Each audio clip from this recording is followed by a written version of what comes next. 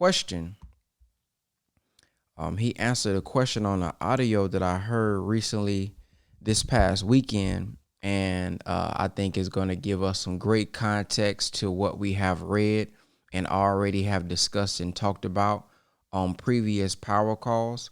Also on inside of the Telegram, I put the full Telegram I put the full power calls inside of the Telegram because, as you guys know, YouTube 2 weeks ago have terminated not terminated my channel, but kind of put me on probation, if you will.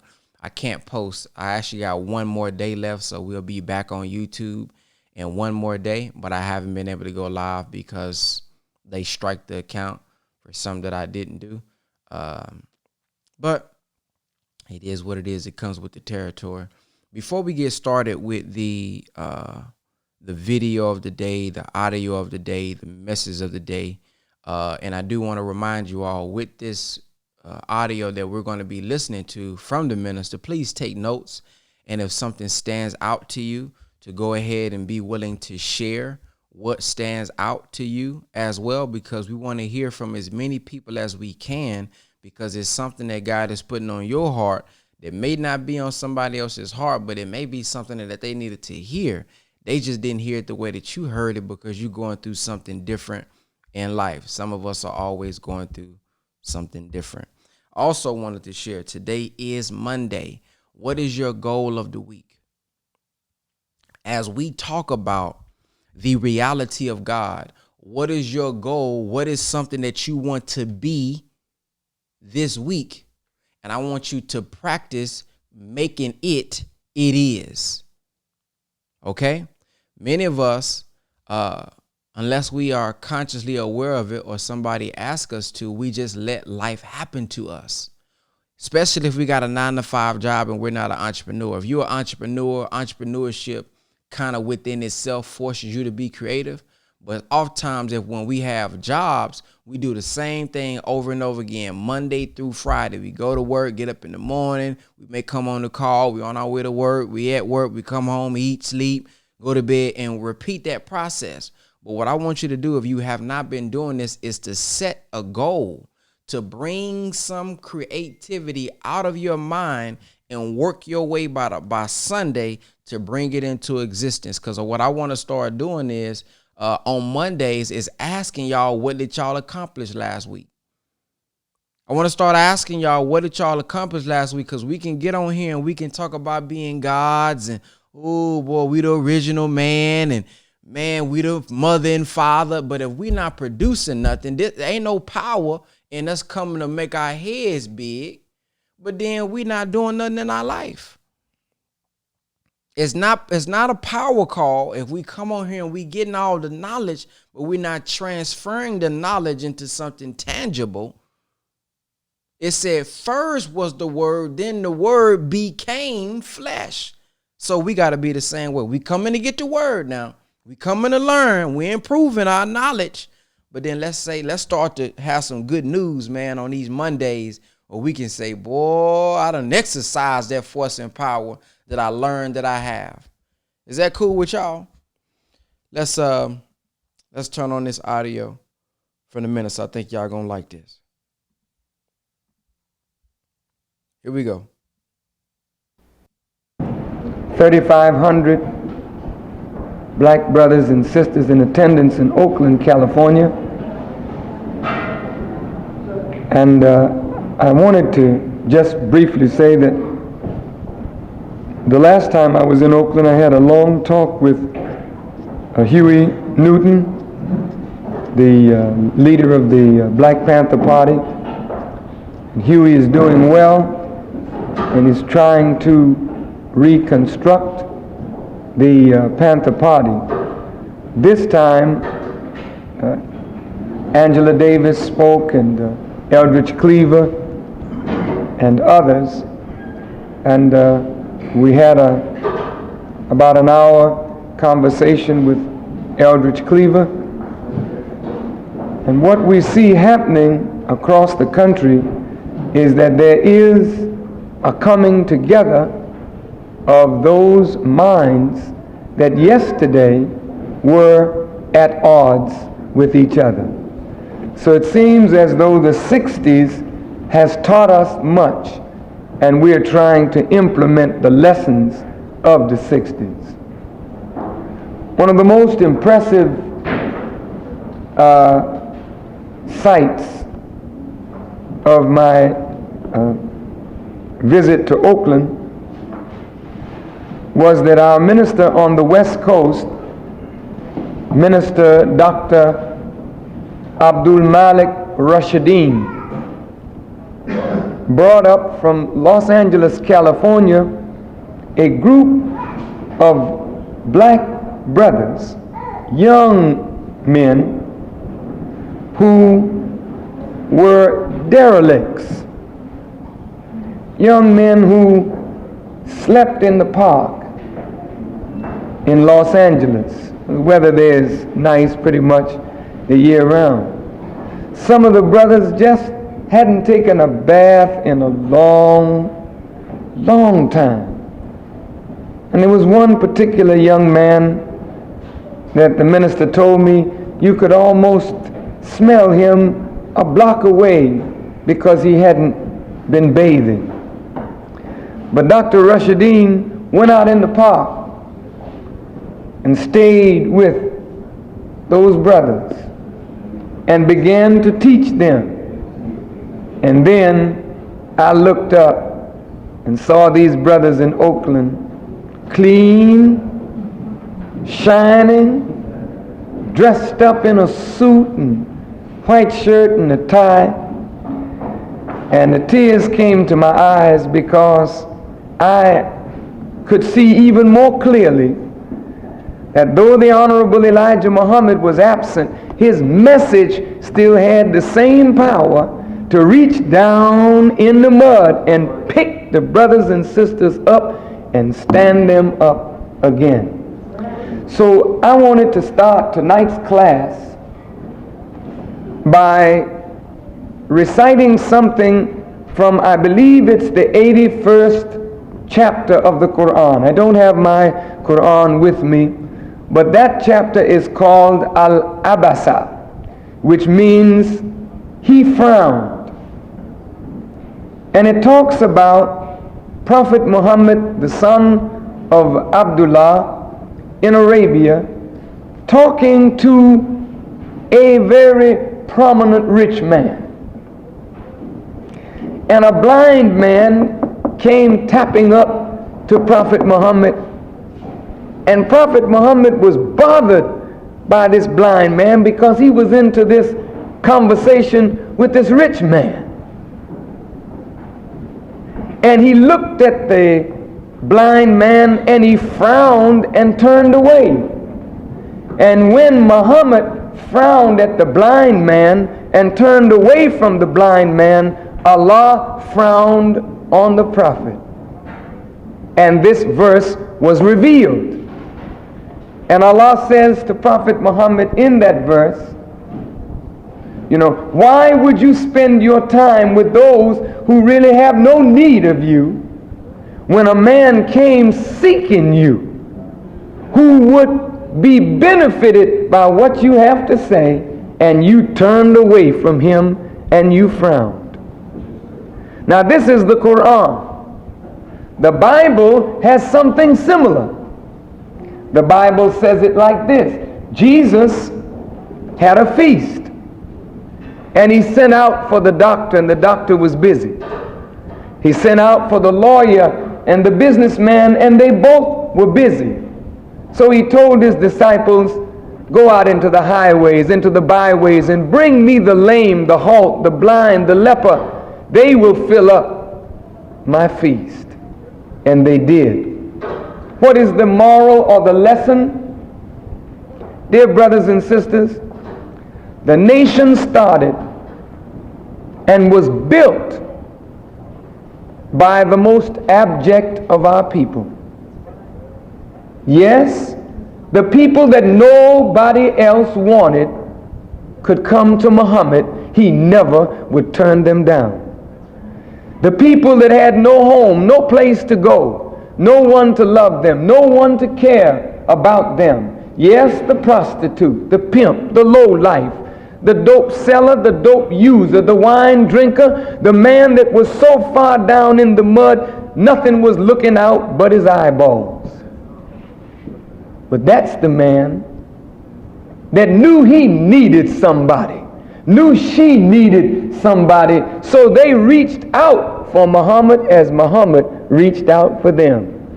And they came, and in a matter of moments, they were cleaned up. And then when you looked at them again, you saw them clean, shining, strong, doing things that the learned had not the courage to do. Well, as it was that way in the first building of the nation, so it is in the second rebuilding of the nation. The people that are going to be the foundational stones of this rebuilding, oh, the doctor may come, the lawyer may come, the teacher may come. And what a blessing it is that such brothers and sisters come at the ground floor level. But the brother and sister who is willing to make the sacrifice, even of life, is the brother and sister who feel that they don't have nothing to lose. So I'm saying to the brothers of the FOI, to the sisters of the MGT, and to those of you who visit with us, if you know that we are having a general meeting, go get the brother in the mud. Go get the sister in the mud. I mean, if your friend happens to be a teacher or doctor, we don't reject anyone. But the brother and sister in the mud, that's the one that 9 out of 10 times will stand up when there's nothing there to stand on but the word. Others who are used to going in and out of fine buildings, they can't join you unless you have a fine building.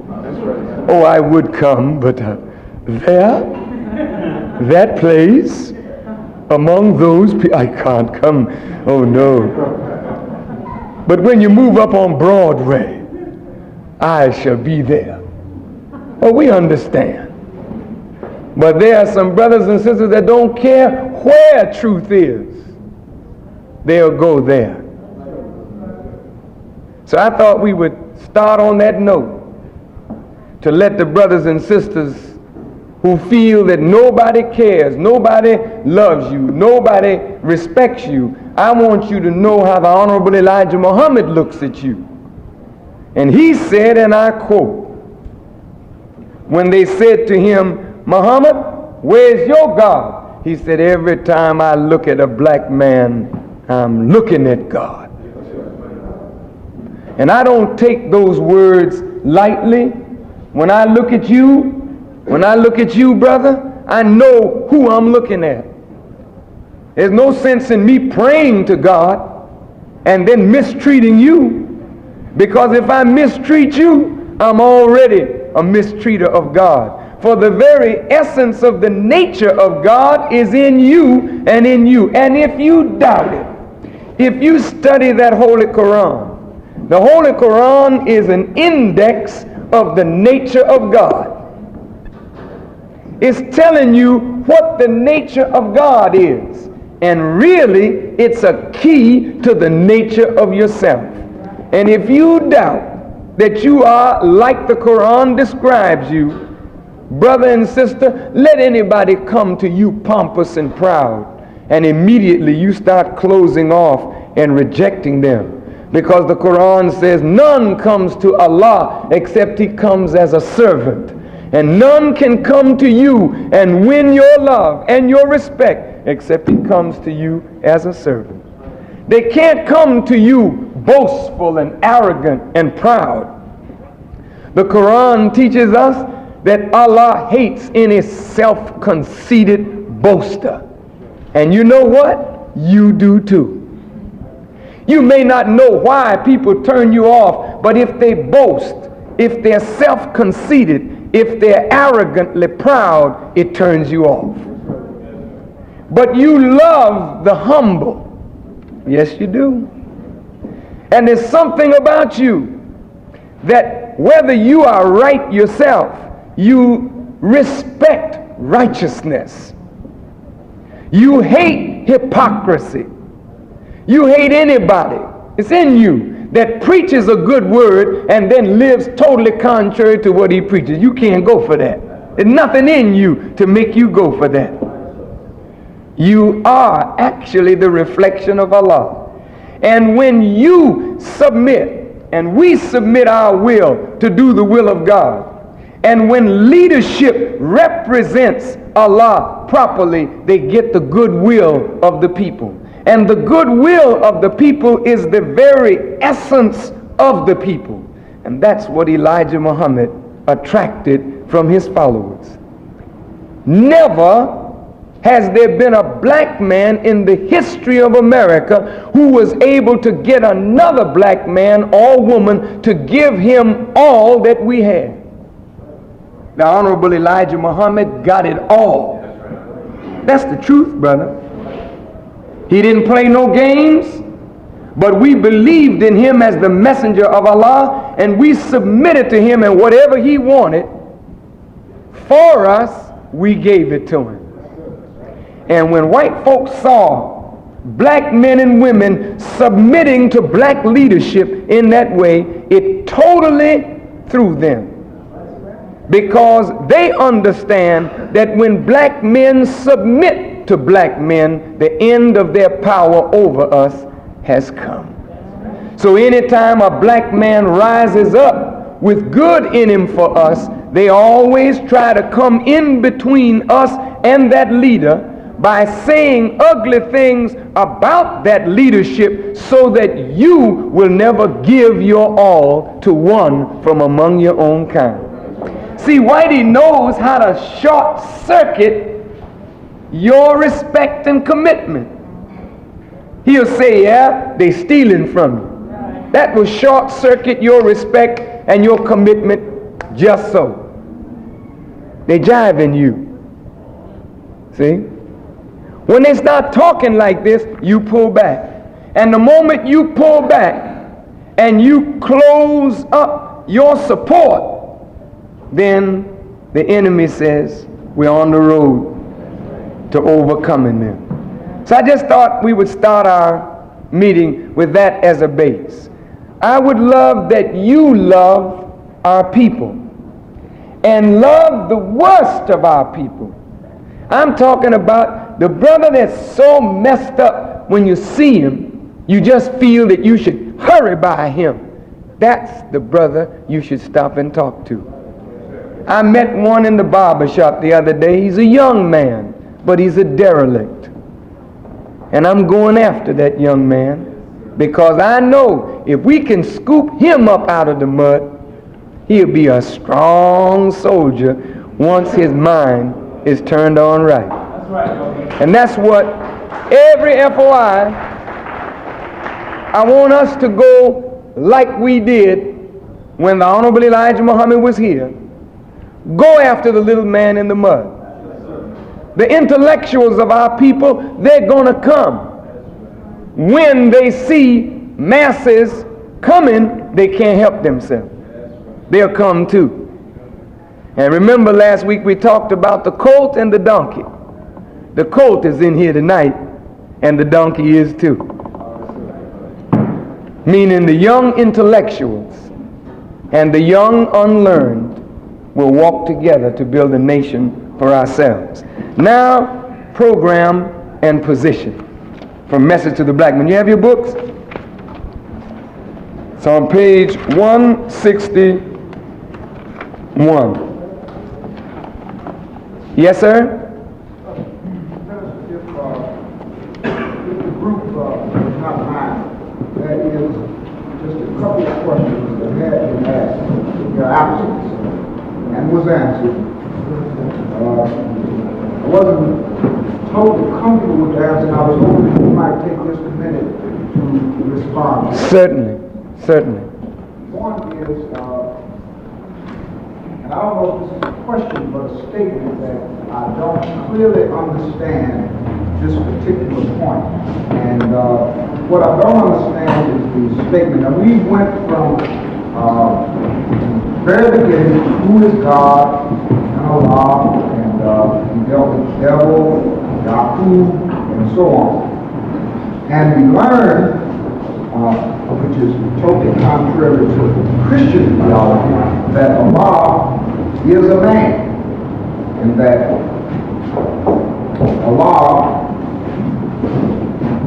is the father of the original man, and that Allah came in the personage of Master Farad Muhammad, who was a man, and I'm assuming was born of a woman, just like every other man. I think I also heard that Master Farad Muhammad was a white man, or his complexion was such that he would appear to be a white man. And that he revealed himself as God only to the messenger Elijah Muhammad.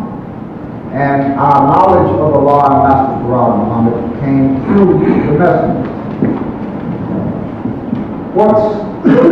What I don't understand is that this whole thing of Allah is a man, Allah ain't a man. And the other thing is that I'm just a bit, and I guess one of the things that was a problem for me, accepting Christian theology, that turned me off from the church, and even made me just a bit angry with God himself, if I might be very honest. I said, who is this God who knows that I am a person seeking to clearly understand who he is and how he exists, yet he does not reveal himself to me? And I'm feeling that way, right now. Here I'm getting some teachings here from the messenger, totally different from all that I've been taught all of my life. And brother, it's hard for me to grab this as the other would. And I need, if you would, just to, help me with that just a bit. Okay. Now, first of all, I want to say that there is an old saying that truth is stranger than fiction. Some of our people would rather believe that a spirit created the heavens and the earth rather than to believe that man is capable of doing this that has been ascribed or given to a spirit or non-entity. Now, there are many things that have been said in the statement that you made that we could take the whole night on. And what I would like to do is pick up on it and give you germs of thought on it and then deal with it in a total subject. Because if we have misunderstood God all these years, we can't say we're going to understand God in a day. But the key to understanding the reality of the divine being is understanding the reality of yourself. Now, the Honorable Elijah Muhammad, in telling us that Allah, God, is a man, that puts him on the outside of the whole Islamic world. Because the whole Islamic world believes that God is a spirit. Now let's put this up on the board. All right, y'all, get ready. Get your notepads out. Or they say God is a supreme force. Right? But there is no force that we know of in the universe that doesn't have behind it intelligence. Electricity is a force, but it's not intelligent.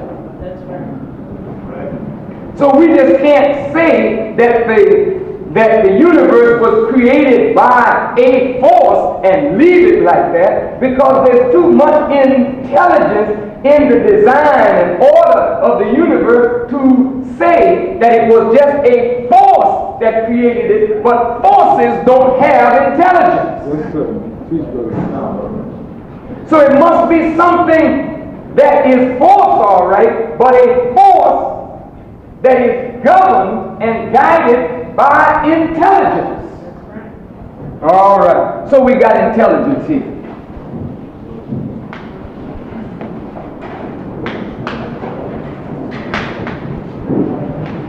Now, look, brothers, sisters, the prophets say they heard God speaking to them in their ear.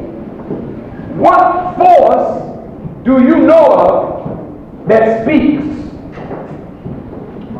Come on.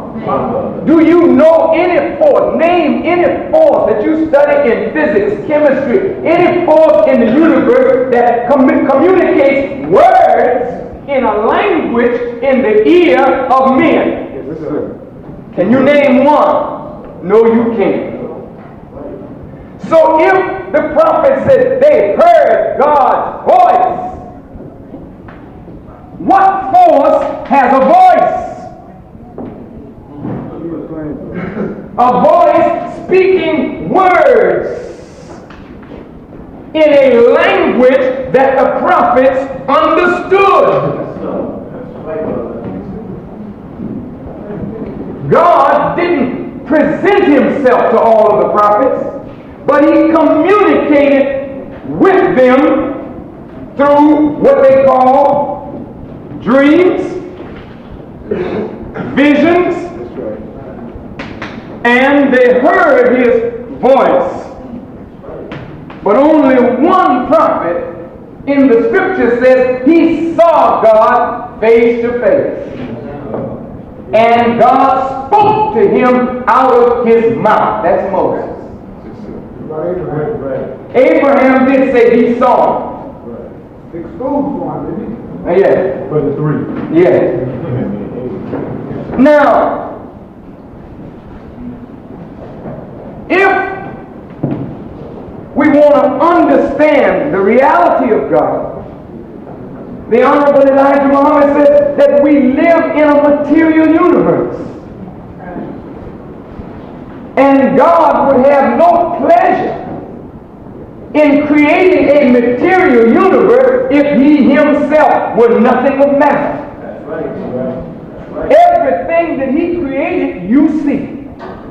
And there are things that he created that you don't see, but nothing that he created is outside of matter. Spirit and energy is wrapped up in matter. Even down to the very most intense light. They say it's a wave, but that wave is also matter and energy.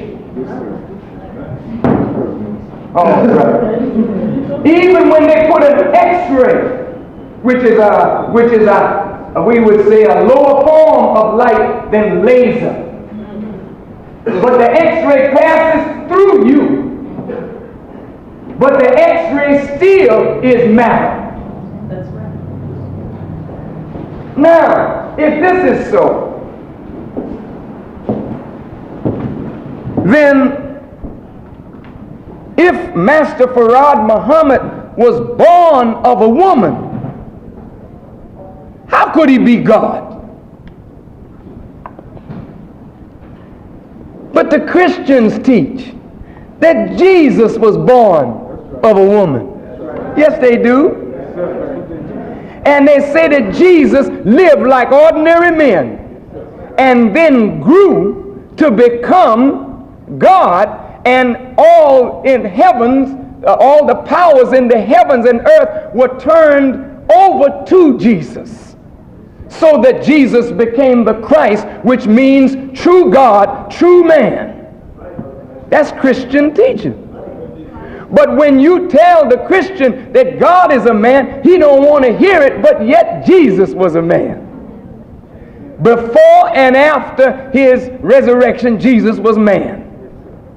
All right? Now, The Honorable Elijah Muhammad said, the brain of man is infinite. The brain of man is infinite. Whatever you can conceive in your mind, you actually have the ability to bring it into reality if you can conceive it. Now, if the brain of man is unlimited and whatever he can perceive and conceive, he has the ability to bring it into reality. And you have to admit that we're living under an inferior, we say, mind. We're not living when man is at his best. You are looking at man at his worst. Look at this now. You are nowhere near what you are by nature. You have not accomplished not one atom's weight of your potential. The white man who is a Johnny-come-lately, now listen to this, brother. If you believe that the white man is a new man on our planet, and we studied that in the teachings of Honorable Elijah Muhammad on the making of the white man. He's a new man. His own scholars and scientists bear witness that he's new. His own geneticists, biologists bear witness that white people cannot produce black. But they also bear witness that black is the foundation upon which all human beings have come into existence. If that is true, then how could the white man rule except you slept? Since two things can't occupy the same space at the same time, God gives you a sign in the night and the day. That when day comes, night goes. When night comes, day goes. That is to tell you in one essence that when evil rules, righteousness does not hold sway. But when right and light come back to power, evil, wickedness must vanish.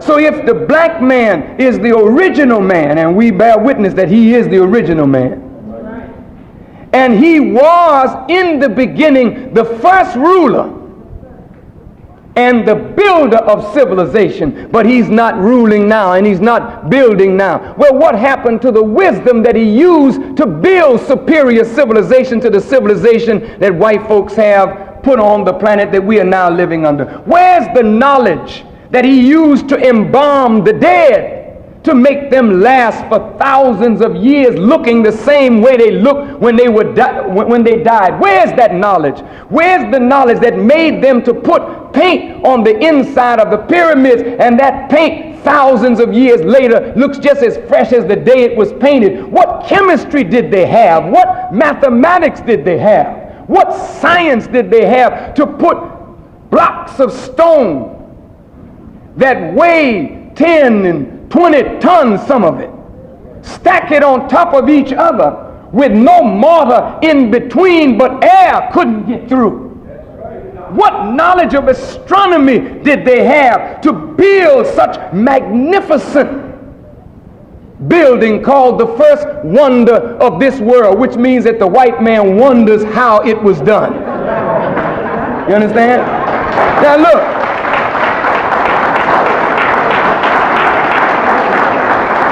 if he's such a scholar, brother, and such a scientist, and he does not now have the knowledge of the pyramids,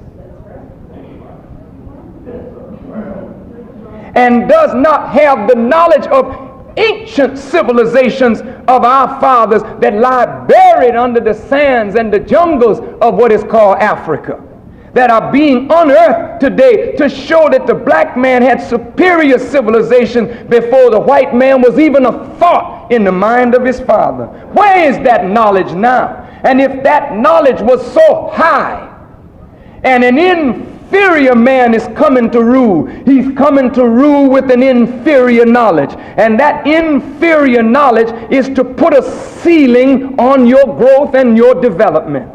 This is why, to my dear Masonic brethren and Shriners, which is not disrespectful because we always honor and respect wisdom, and our brothers in the shrine are very, very wise. And when we meet a brother of such caliber of wisdom, we bow in honor of that wisdom. But look, the sign is given to you that the ruffians took the man that had the architectural genius, the knowledge of how to build Solomon's temple, and they hit him in the head. And they buried him in a shallow grave. That is to say, he's not dead too deep. He's in a shallow grave, but a sprig of cassius, a little green, is coming up out of the grave to show that, yeah, there's still some life in him. But you got to have the right knowledge to pull him up out of that grave. And when you pull him up, in his head is the wisdom to build the superior temple. And it's not talking about a temple of stone. Jesus hinted at it when he said the kingdom of heaven is within you. It's innately a part of your nature. The absolute divine wisdom of the Creator sleeps in you. And white folks know this. Now I'm going to say something from the Bible. I didn't mean to get off into this. Oh, brother.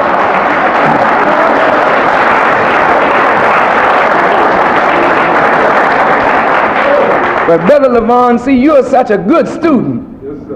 You just bring the best out of other students by your good questions. Now, my dear brothers and sisters, this world of the white man is styled in the scripture as death. They function all right in it, but you can't. Look, did you read in Message to the Black Man where the Honorable Elijah Muhammad said that the white man came in a vacuum in our history? What is a vacuum?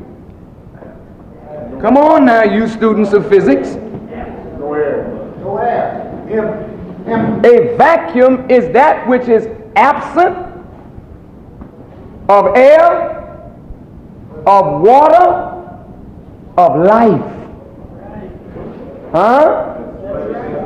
They do experiments today with electricity in a vacuum.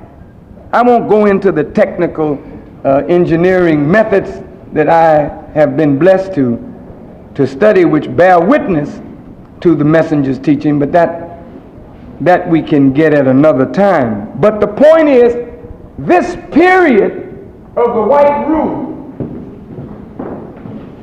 we say 6,000 years, is called a vacuum.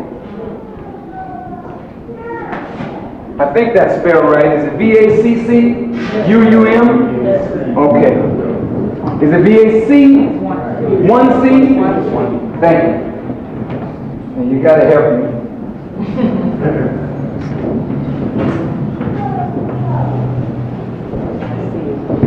Now, in a vacuum, there's no life. So if this world is called death, who is it death to?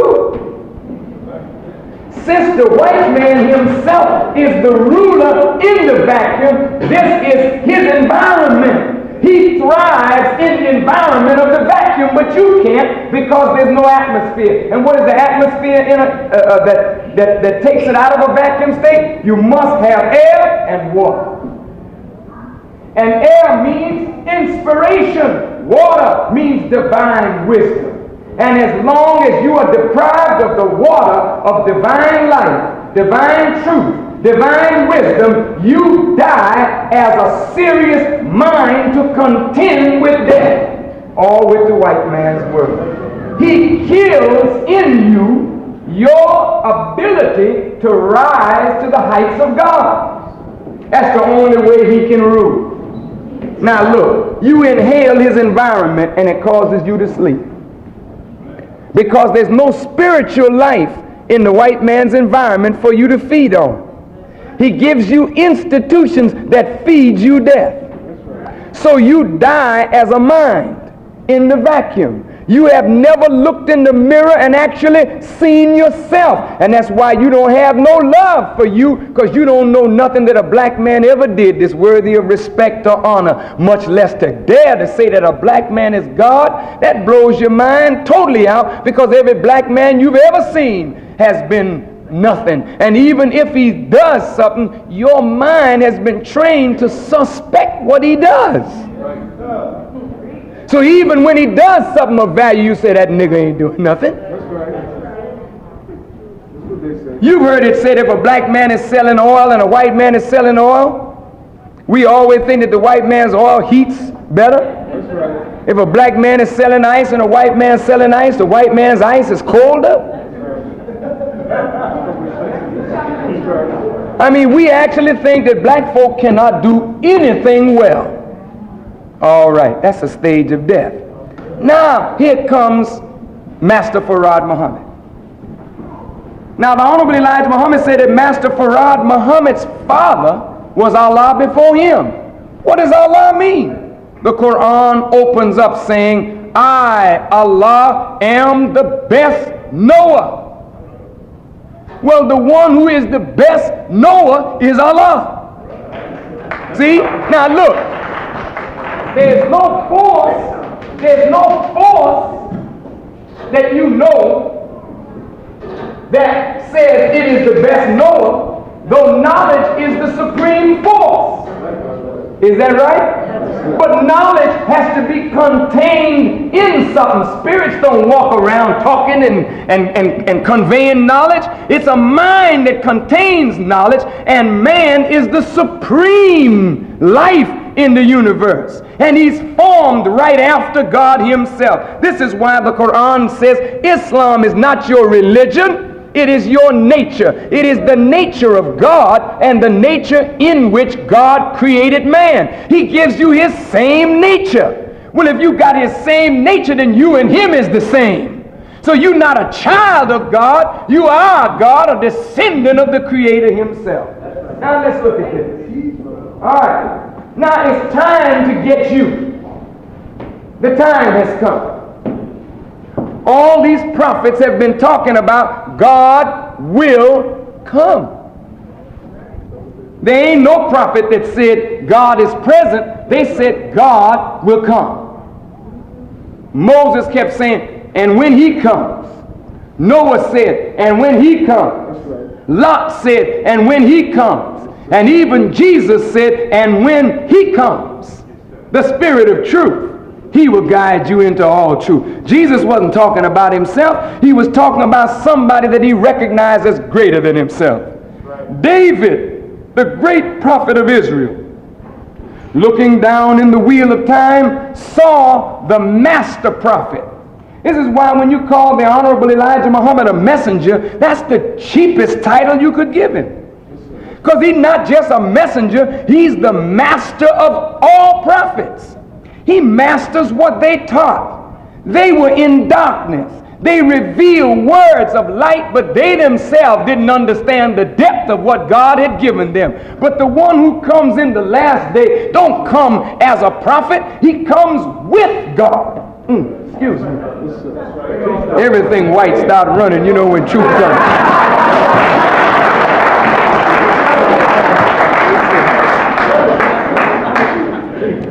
All right, now brothers, we're going to finish this quickly. Master Farad Muhammad, he's not on the scene. But it is written that God would come after the sheep that was lost. God would come after you. Now he wouldn't send no prophet, he would come himself. The book says, in that day when God comes, this is the Bible, every eye shall see him. Every tongue shall be made to confess. How you going to see something that you can't see? What do you mean? And in that day, when you see him, you will be like him, and he will be like you. What are you talking about? That's in the Bible. See, as long as you don't see God as yourself, you won't call out of yourself your capabilities. But as long as you think that the master of the universe is some spirit out there, you will never see yourself with the capabilities and possibilities of mastering the very forces of the heavens and the earth. But you are the natural master of the forces of the universe. But you're going to have to grow into that now. All right. Now here comes the God talking. It's time to go after the sheep that is lost. Where are they lost? They're lost in the West, among wolves. Who lives in the West? The Caucasian. Well, anything that's jet black, if he come into that house, they'll spot him immediately. That's right. That's right. So the old Christian said, prepare me a body that I may go down. Brother, this is beautiful wisdom if you understand it. Here's a man coming that's going to judge two people, the white man and the black man. He got to judge them, so he's got to have the nature of both in order to deal with both. That's right. So in order to produce one that can get among the devils, oh, brother, this is something powerful. Now, I'm just going to give you the example. In order to produce one that can get among the devils, he's got to find the right earth to plant his seed in. Look, there's all kind of products that a farmer can produce. You just got to know the nature, quality of the earth, and the nature and quality of your seed and what you want to produce, then you find the right earth for your seed. One thing that we have never been taught, as the Honorable Elijah Muhammad mentions it in the book on knowledge of self, the white man never wanted to teach black people the science of mating. That's right. We just lay down and have children and luck up on geniuses because we so great. Wise men study themselves, know themselves. They say, well, I know the multiplier. Now let me study what product I want. And if I want to produce this product, then if I am the multiplier and I know what I am, then what is the multiplicand?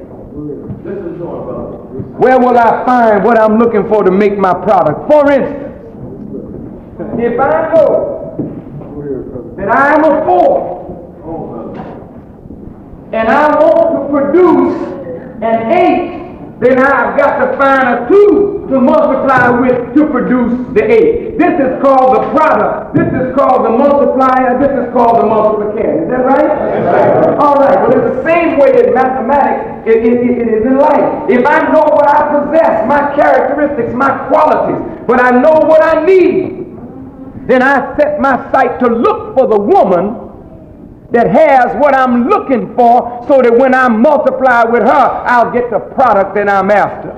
The wise father of Master Farrakhan Muhammad was after a product that could get in among the devil.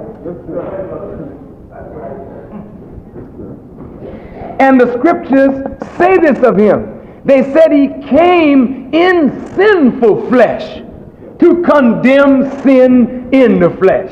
Oh, this is heavy stuff. Now look, Master Farrakhan Muhammad, yes, a man, born February 26, 1877. He's not the originator of the heavens and the earth. No, he wasn't here then, but he's from that same line. But his knowledge is so great that it supersedes the wisdom even of his father. Now listen to this. He was so wise, so says the Honorable Elijah Muhammad. The man pictured and extracted the language of the people on Mars. He spoke the language of the birds, talked to the wild beasts, man.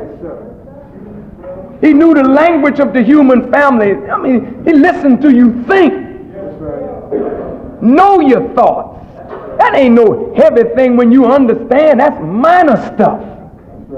But the heaviest thing is to control the universe and master its laws and make the universe bow to his will. That's right. That's the kind of power that he has. Yes, sir. Now he comes to North America, as the scripture said, he came alone. That's right. And the book said he would measure the earth, Right. measure it, Yes, sir. and tell its measurement. And when he came, he shot to us a barrage of questions. What is the square mileage of the earth? How much is the land? How much is the water? He's running it, and he gives the answer. 196,940,000 square miles. That's the square miles of the earth. The water is 139,685,000 square miles, and the land is 57,255,000 square miles. He started running the circumference, the diameter, and the distance between the planets. He's telling the Honorable Elijah Muhammad, look, man, I'm the master of this, and I'm going to make you the master of this. So I'm going to give you a flag that shows a master. I don't want you to have no little jive stars and stripes.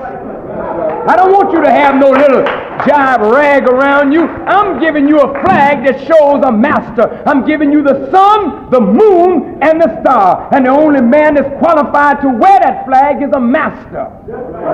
And you got to master the law that governs the universe in order to be qualified to wear the flag of the universe. But I'm going to give you that because I'm a master, and I'm going to make you a master. But before I make you a master, I got to make one man among you a master. Because I'm half original now. I got a white-looking face, though my father's a jet black man. But I'm coming to put a black head on a black body because I'm not to be the head of that body. I am to be the head of that body, but I'm not to be the head of that body. Therefore, I search among the lost found to find me one man worthy.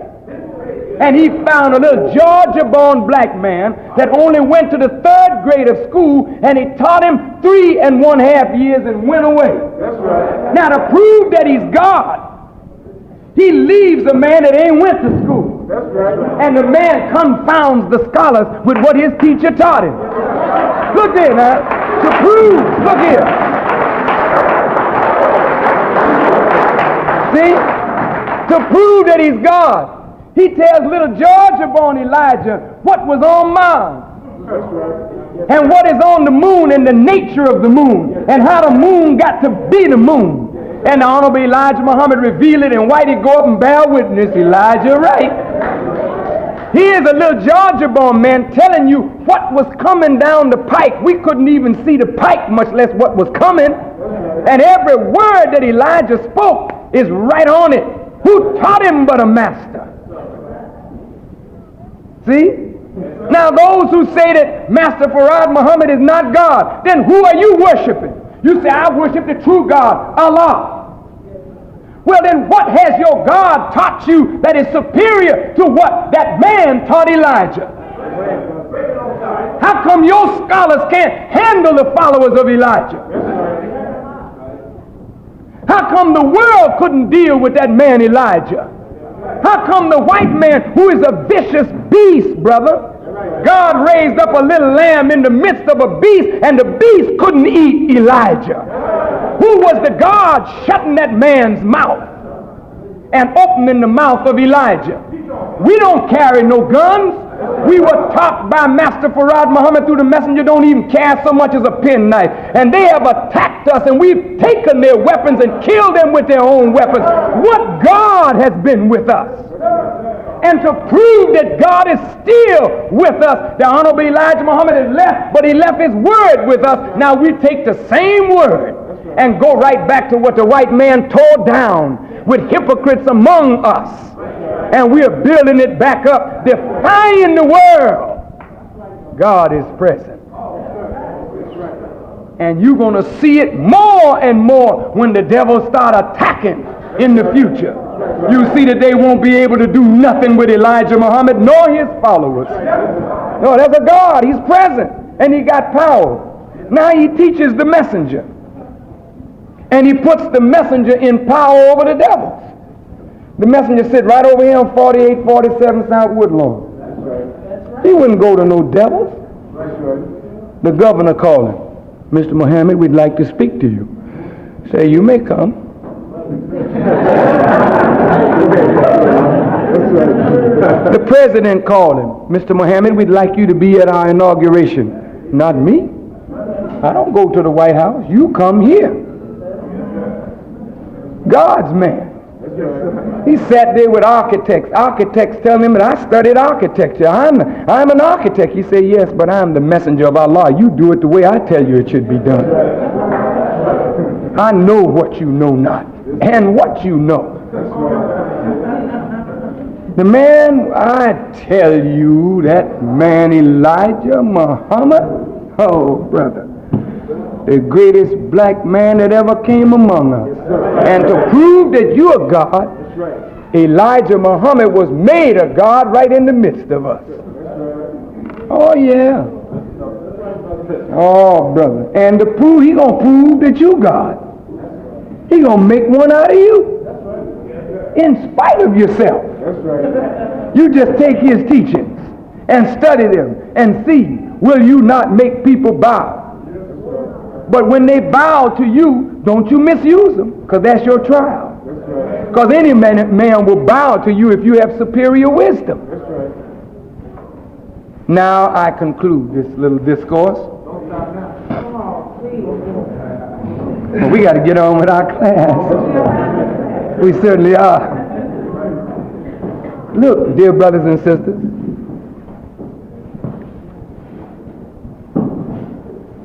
the Honorable Elijah Muhammad said, naturally, as a man, he got to submit to the law of death. The Holy Quran says, you know, Allah don't die. Allah don't die. But what does it mean? Since the flesh and the blood is the housing for the spirit, the flesh obeys the law. If he creates you in his nature, he bows to the same law that he created.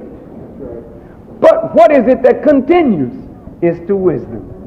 Now what is his role? He is to make a nation out of you and me.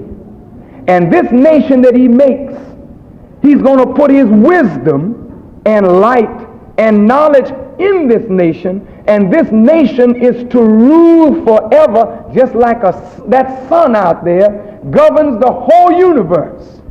You are to be a spiritual son to the whole entire planet of man. And that's what the ritual of Mecca is all about. People going to Mecca of every race, every color, and every hue, making circuits around the black stone. You are the black stone. You are the nation that the stone is referring to. And black, brown, red, yellow, and white are to revolve around you and take nourishment from you, even as the planets take nourishment from the sun, to bear witness that there is no God but Allah. And he is a man. And he came to bring out of man what is dormant in the black man, to make him God again, respected, worthy, and honored. I think we call each other worthies in the high masonry. And you are to be a worthy and a grand master. You. And you too. Because the messenger says the woman is the second self of God, the second self of man. And you, sisters, have never known your great value to God and to the nature and power of your man. You have not known yourself. You have a better idea about your power than he has about his. But you're still a long way off, sisters, in the knowledge of yourself. But the Honorable Elijah Muhammad, when he gets finished teaching you, and this is just the beginner's course, what do you think you'll be like when the finishing school is put on you? This is the beginning course. Now you know, dear brother Shriner, if in the shrine you get 33 degrees of a circle, that's not even enough to stand you upright. You got to have 90 degrees to make a perpendicular. Right?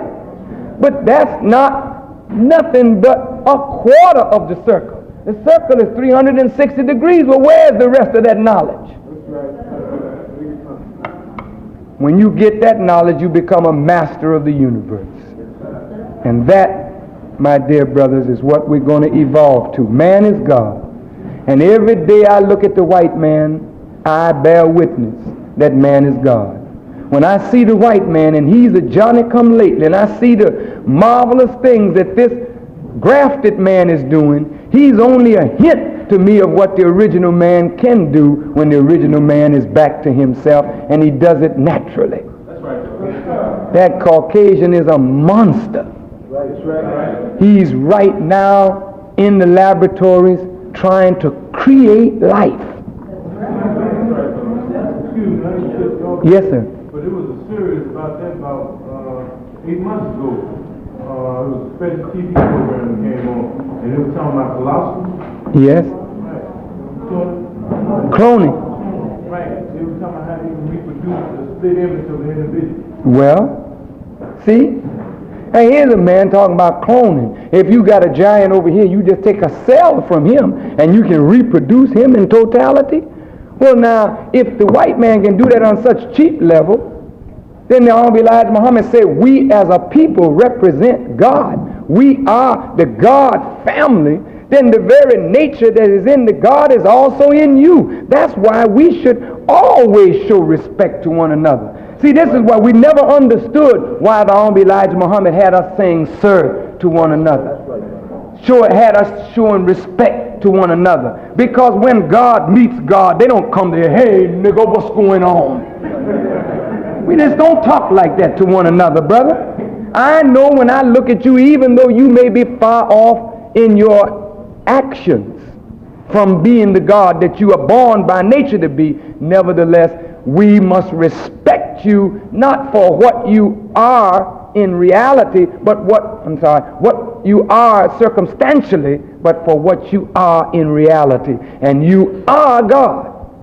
And James in the Bible says, and I close this point off with this, he says, how can you say you love God whom you have never seen and hate your brother whom you see every day? What is James saying? When you see your brother, boy, you looking at God. And you've been running around here trying to find a mystery God, and the mystery God don't exist. It's us under the wisdom and power of the supreme being that carries out the functions of the divine supreme being. We are gods. David the psalmist says, ye are all God's children of the most high God. So I hope that now some of this is clear, some of it is clear. At least it starts to clear up. Then we're going to take a whole lecture on it and go into the attributes and the characteristics of God as found in the Quran and the Bible, and show you that these are not attributes of spirits, these are the attributes and characteristics of the divine human being. God is ever living, that's true. The nation, there's no end to us. We'll always be here. See how cells in the body die all the time, but the body continues? Every time you get in the bathtub, you see that ring around the tub? That's dead cells. But you live, but the cells have died, but they gave birth to other cells. You straight? Well, that's the way it is with God. The body remains. And it keeps on producing one, who will be the head of that nation. And that head is always the best knower. And how can you tell that Master Farrakhan Muhammad is the best knower? He's revealing that which no man ever considered before.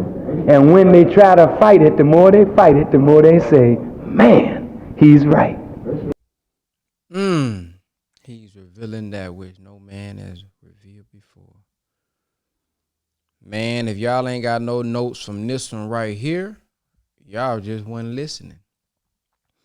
That's just part one. We're going to finish part two in the morning. We got about 30-something more minutes in the morning. that we gonna get into. So man, if y'all got something y'all want to share, go ahead and do. Yay, press the number 3 in the comment section if you got something that you would like to share. I know somebody got something that you want to share from this. I got plenty of notes, so I'm gonna be going in between y'all. But who got something that you guys would like to share? Press the number 3. The first thing I would like to point out is the fact that the minister sounded like he was about to give a lecture. And he was about to speak on Message to the Black Man. And as he's telling everyone to turn to the page, a brother asked a question about not having understanding of the teachings, or, man, I'm hearing this over here in the church, and then I'm not understanding how God is, man. And the minister, as y'all seen, literally turned the whole entire lecture into answering his question. Now, typically, when somebody got a topic, hey, man, hold that, ask me that at the end, ask me that after. The minister allowed him to ask the question and literally took over an hour, probably going to be over an hour and 30 minutes, explaining to the brother the confusion that he had. So he turned the lecture into answering the brother's question. That was amazing. I don't know if that was like along the topic, but it didn't sound like it. It sounded like the minister was about to teach on something about a message to the black man. And the brother just asked, could he ask a quick question? And the minister was like, sure, and turned the whole thing into answering the question. That was beautiful. I only see one person pressing number 3, so I'm going to have to call some people. Like, ain't no way y'all just heard that and only Brother Wesley got something they want to share. Go ahead, Brother Wesley.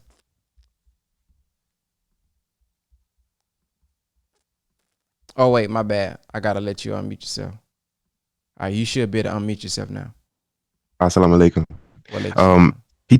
But the minister brought up the point I was going to speak on when I was looking at the scriptures in Matthew 25, 44 and 45 about when they were asking, when did we see you hungry and thirsty and naked, sick and in prison, and we didn't minister to you? And he said, when Jesus was speaking with that, when you didn't do this amongst the least of you is when you didn't do it to me. And when the minister brought up the fact that we could say we love God, we could say that we're doing our best to strive to be in the eyes of God and have his favor. But if we're looking at our brothers, if we're looking at people that we see every day, homeless, those who may be committing wrongdoing openly, and we're still looking down upon them, we're actually looking down upon God, because there's still God in them, though they may be ignorant to what they're doing, or even if they're willingly doing it, they still have the potential to bring that God out. So we want to make sure that we still handle our brothers and sisters with care and compassion, yet still give them the information, still educate, still teach.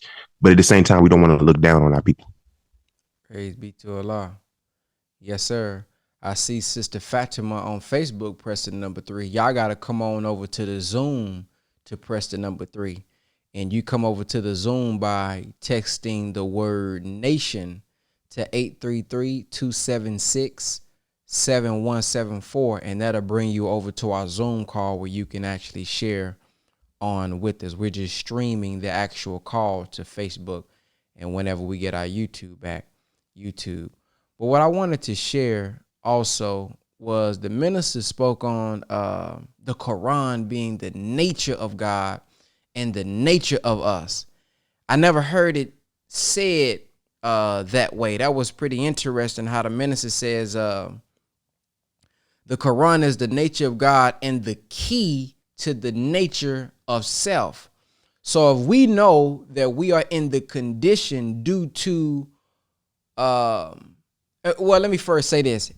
It gives me the proper perspective when I'm reading the Quran, because we can be reading something as a ritual, like Ramadan. we're going to read one part a day, but it's like, what perspective am I reading this from? And when I'm hearing the stories and when I'm hearing what Allah is saying, how am I supposed to be receiving this? Sort of like our Supreme Wisdom lessons. And our Supreme Wisdom lessons, we hear and we see Master Farrakhan Muhammad asking question, why?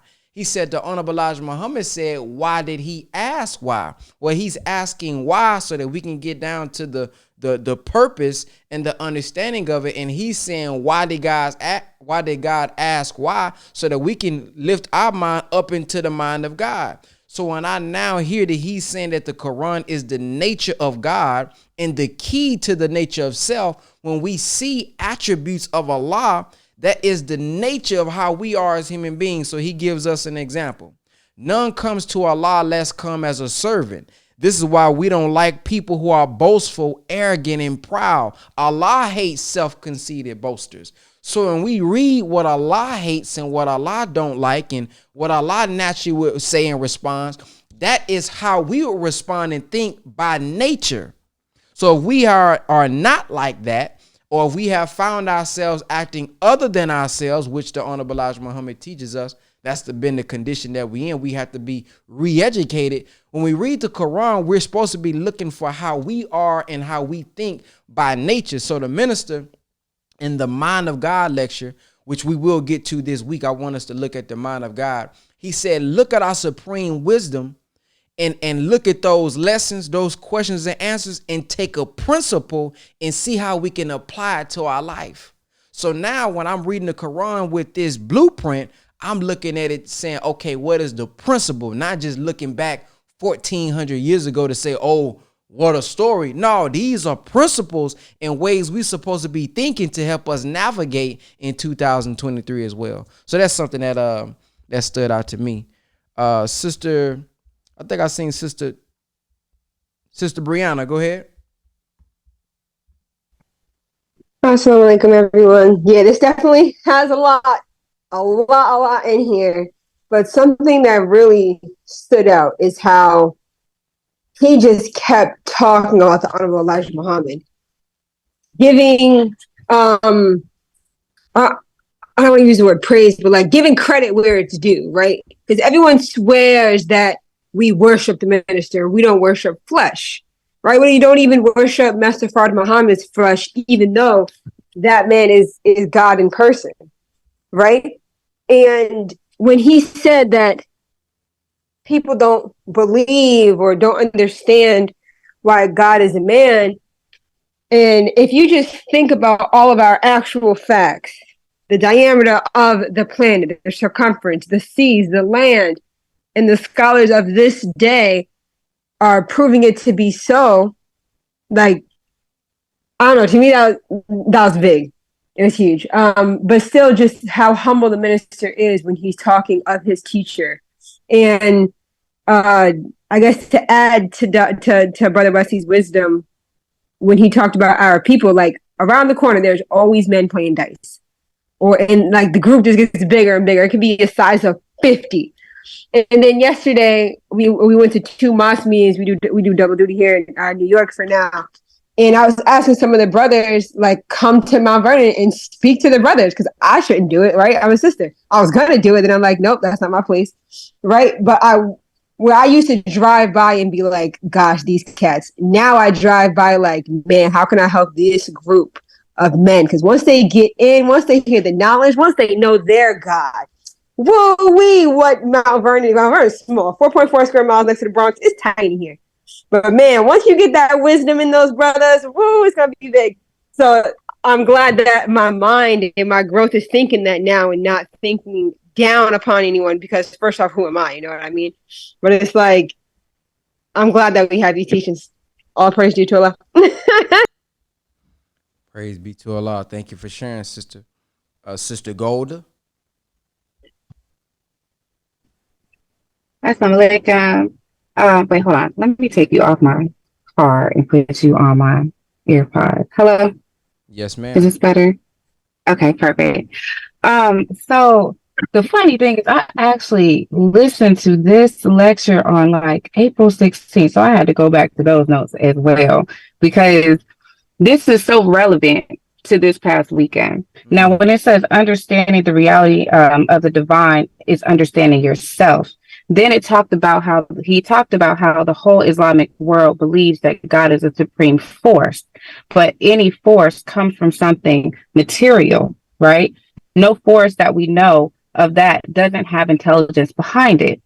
So the thing is that this whole past weekend, when people were talking about Brother Malcolm, and I had a conversation with someone and they was like, no one has done what he's done. And I'm like, the minister Farrakhan is in our midst. Like, what do you mean no one has done this? But it's because we have been conditioned to believe that God is a spirit, right? So we don't believe God is a man. So we never believe that God is something that is present. It's always something that is distant, that is far, right? So when we look at our people, the reason why so many people have this feeling of like all hope is lost is because everything that we put hope in is dead, whether it be Martin Luther King, whether it be Malcolm X, everything, whether it even be Nelson Mandela, it's always someone who is dead that we praise, but we don't praise anything that's in our midst. And it goes back to understanding who God is. When you understand that God is a man, right? God is within you. When you're looking at yourself, you're looking at God. It changes the way that you can move and it makes you more active. It's like what the most honorable Elijah Muhammad was saying, and our Savior has arrived, that Christianity, it's tricked us so much to believing that heaven, it only comes after you die, but not while you're present. And so understanding that God is a man, right? And knowing who God is a lot more than a spiritual action. It's an activator for yourself because you knowing that you're a God, you move different and you have more control of this world. So when things happen in this world, whether it be something financially happen or somebody that just anything that can happen, you know how there's just all things that can happen in this world, and our people will let this world control them. But when you know that God is present here, you are the God, right? It changes how you control yourself and it changes how you react to the world. And so I thought that was so important for him to point out that there is no force without a material, because we keep giving God this spiritual energy spook, but it's like, no, there's a material attached to this. Even as a psychic medium, when I communicate with things, it's always an image that pops in my head. I always see a person in my mind's eye. It's never just nothing. It comes from something. So I just thought that was really an important concept to understand that every force, every energy, everything that you think is a spirit, it comes from something material. So that empowers us to understand that we are the God. So that was my takeaway from that. Assalamu alaikum. Wa alaikum salam. Something else that stood out to me is that he said, as long as you don't see God in yourself, you won't call out of yourself your own capabilities. And it kind of takes me to what you're speaking about. Many of us want to follow or say that we follow someone who has already passed. And I think it's easy to follow someone who has already passed because they can't call you to do anything. Many of us are not actively striving to oftentimes be who that person was. So being that this person can't give me any commands or ask me to do anything, it's easy to just talk about the past. I think also when we started to understand the reality of God in man, we also realize that he's not just in one conduit. And keeping God in the sky and a mystery and a spook allows us to stay complacent.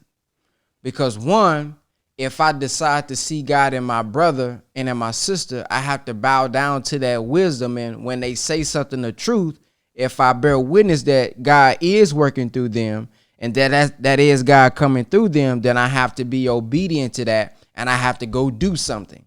If I realize that the God is also within myself, I can't remain acting like a nigga. I can't remain being other than myself and also say I am a God, because now I'm going to be a walking contradiction. So I think what these teachings do, now that I think about it. What's the difference between author and author? We got somebody. What I think these teachings do, it convicts us. It forces us to come face to face with God.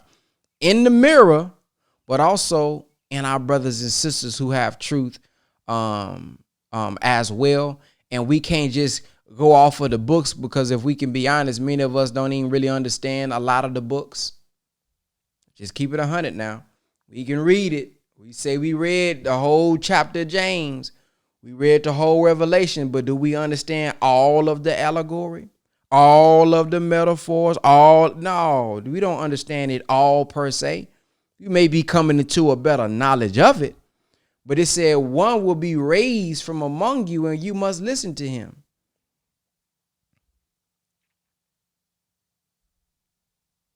The children of Israel had Moses, had Aaron, who was there to warn them. So I think us,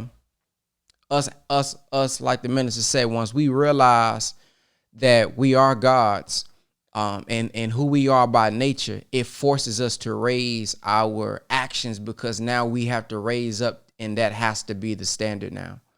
So if we don't believe that we are gods, if we don't believe in ourselves, even if you say, man, I don't want to call myself, if you don't believe you are good, add an older God, whatever you got to do, that's where it starts, I believe, because you can go get all the knowledge that you can. You can go get all the books. You can go read. You can get all the courses, all the programs, all the mentorship.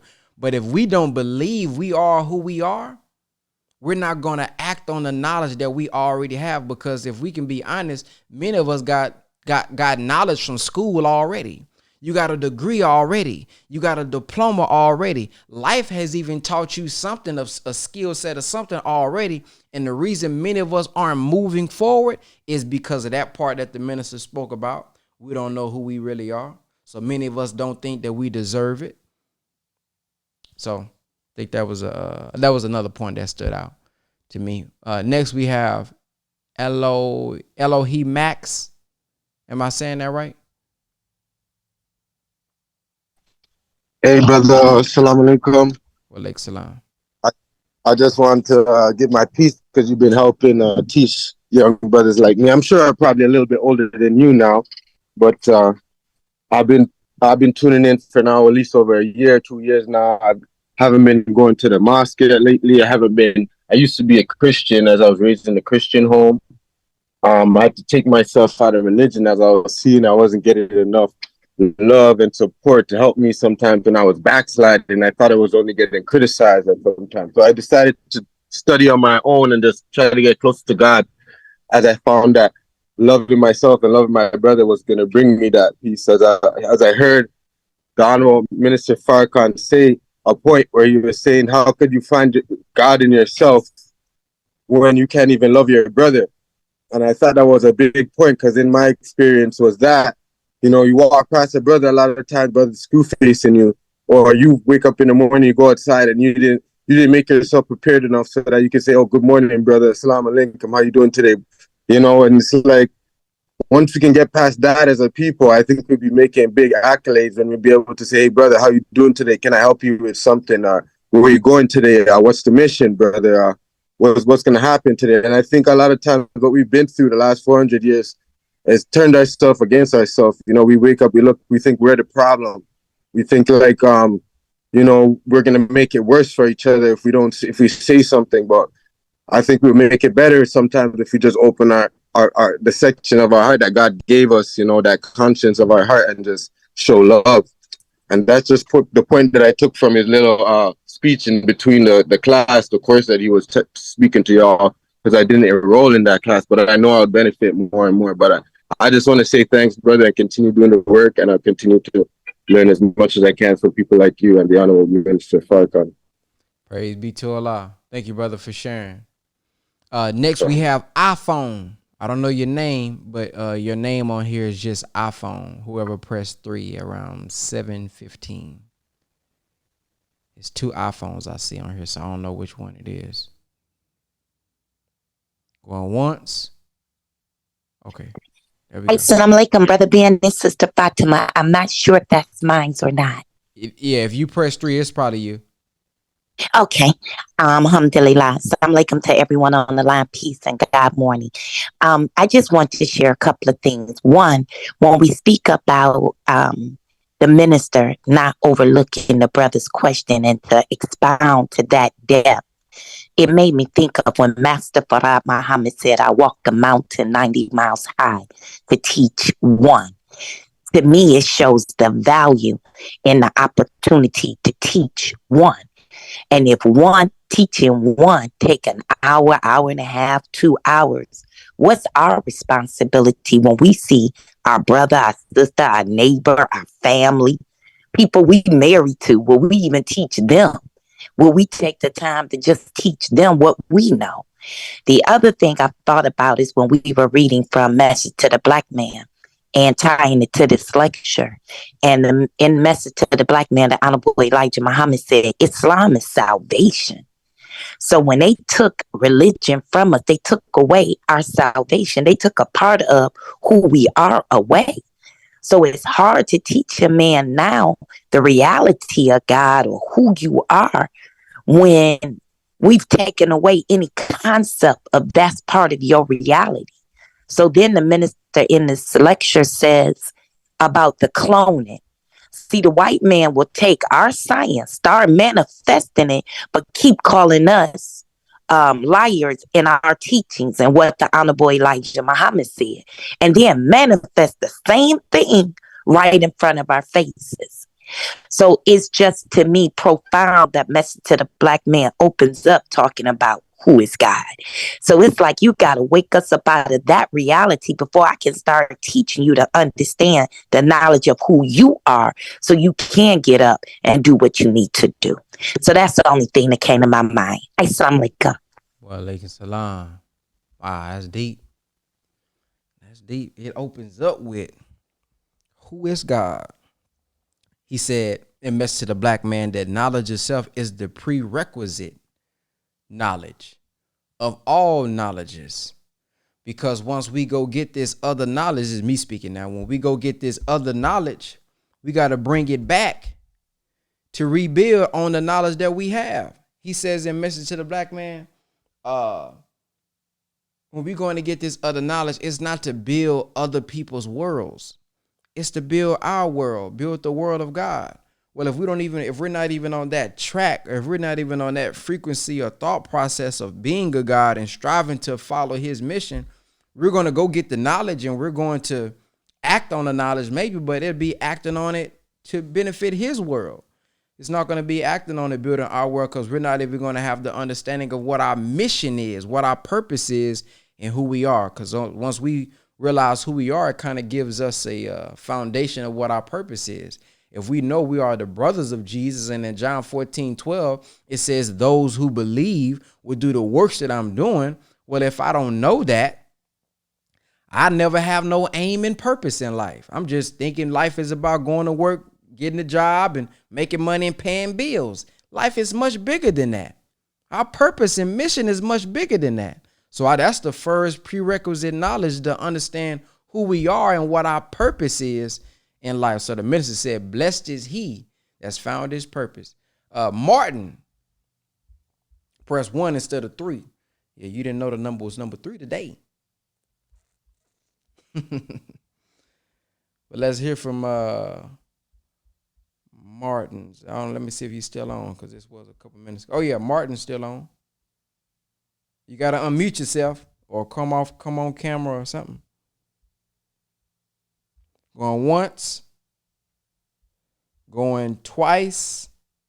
All right, Brother Nurse Earl, did you have something that you wanted to share?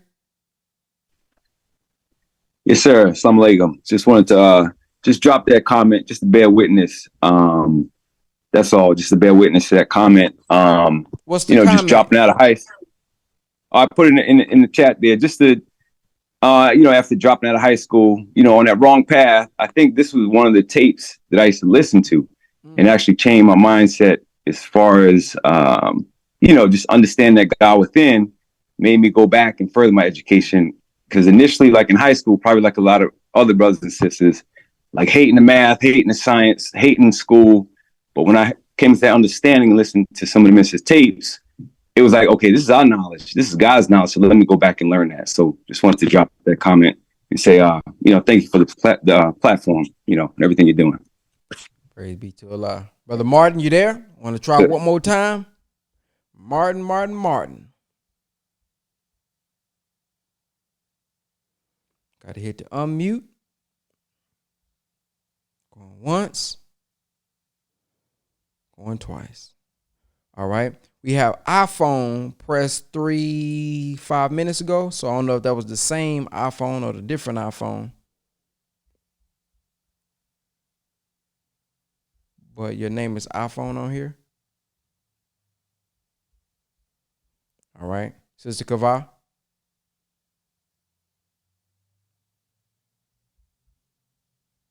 Yes, assalamu alaikum.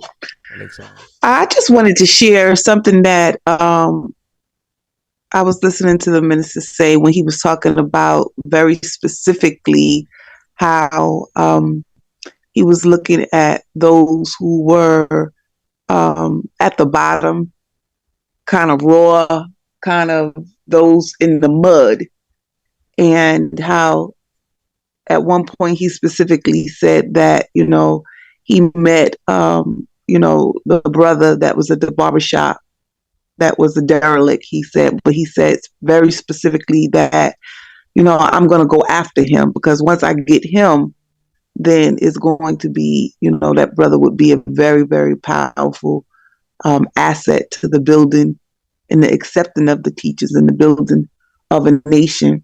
It made me think about something that you were sharing about how a lot of times, we're not, or we don't get an assignment necessarily from those who are not with us, who are dead, gone in the spiritual world, that spirit. And I just correlated that portion of something that actually took place with me personally. I think yesterday. Yeah, it was yesterday or maybe Saturday, but it was a brother who was just driving, the Amazon truck. And when he came to the door, I was leaving out, but he was putting a package on the steps. So he put one package and then he was going back to get another package. So I went to pick the package up and to bring it into the house. And he was like, sister, that box is really heavy. He had the other box. He said, let me help you. So I was like, wow, okay, thank you. I'm in my mind, I'm rushing out. But I'm like flabbergasted that the brother would even want to, stop and help take the package in. So he went to take the package in. And as he was taking the package in, he walked through the door and he said, oh my God, he says, do I need to take my shoes off? And I'm like, huh? No, because you just need to leave it right here. He was like, oh, well, I can't bring my dirty shoes in this house. This is too beautiful. And, in that moment, I heard what he said, but, I didn't focus. He brought the next package in and he said, where do you want me to sit there? I said, well, you just sit right here, like literally at the front door. So as he went, he left. And later on in the day, I thought about, wow, what took place in that moment, to think that, here's a brother who I'm sure he delivers all the time. And the fact that he even thought to want to take his shoes off, what is my commitment? Allah has given us so much as MGT and GCC, and just maybe the corridor of our house or the spirit of our homes, the teachings that he's given us, that we have a commitment to do something more, to go after our people. So just knowing that the minister takes the time or the mindfulness to look at the person and say, oh, that black brother's God. Sometimes we forget. And what is it that we will do to go after them? So I just know that I made a specific commitment in that way. So what can I do? I was thinking, well, I'm definitely going to make sure I have my final calls at the door right there. Just something to make sure that in each moment, in every moment, that I am committed in my way to go after our people, to see the God in them, because they're looking at us. And if they see something that, to even use the word beautiful, or want to take off their shoes, or have the commitment, is something that they saw or that he saw that in that moment elevated him. And, I just feel convicted that I should be committed to seeing the God and to helping to go after our people. So I just wanted to share that. Praise be to Allah. That made me think about something. I had a guest one time who came to our study group for the first time. It was a brother that I played basketball with, and he's from the hood as well. And he had his pants slightly sagging before we walked in, and he had his hat turned to the back. Now, I didn't say anything, and when we went in, of course, we all go through a search procedure. And when we walked in, of course, I was Class A when I picked him up. And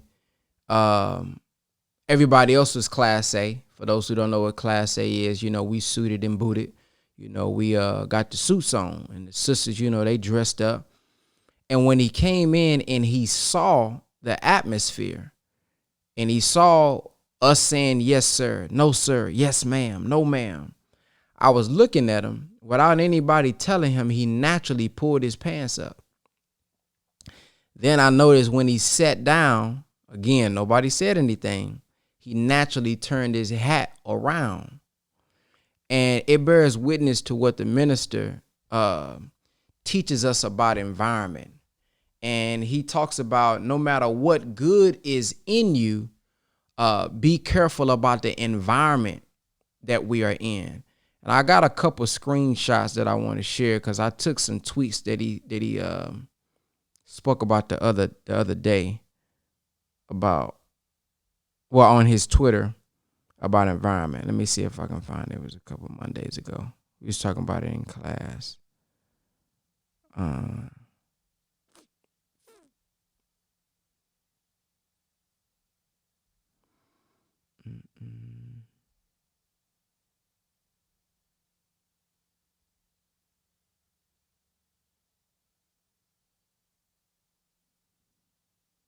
Man, I got a lot of screenshots in here. Goodness gracious.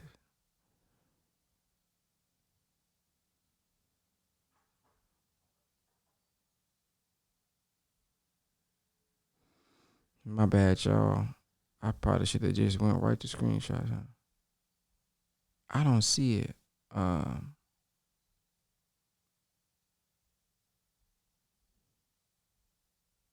Oh, here it is. Okay. He said, we must be careful what environment we put ourselves in, because no matter what is in you of good, if you are in the wrong environment, that environment can affect the good that is in you and turn you into itself. Then another tweet, he says, another tweet, let me see. That's the one I had screenshotted.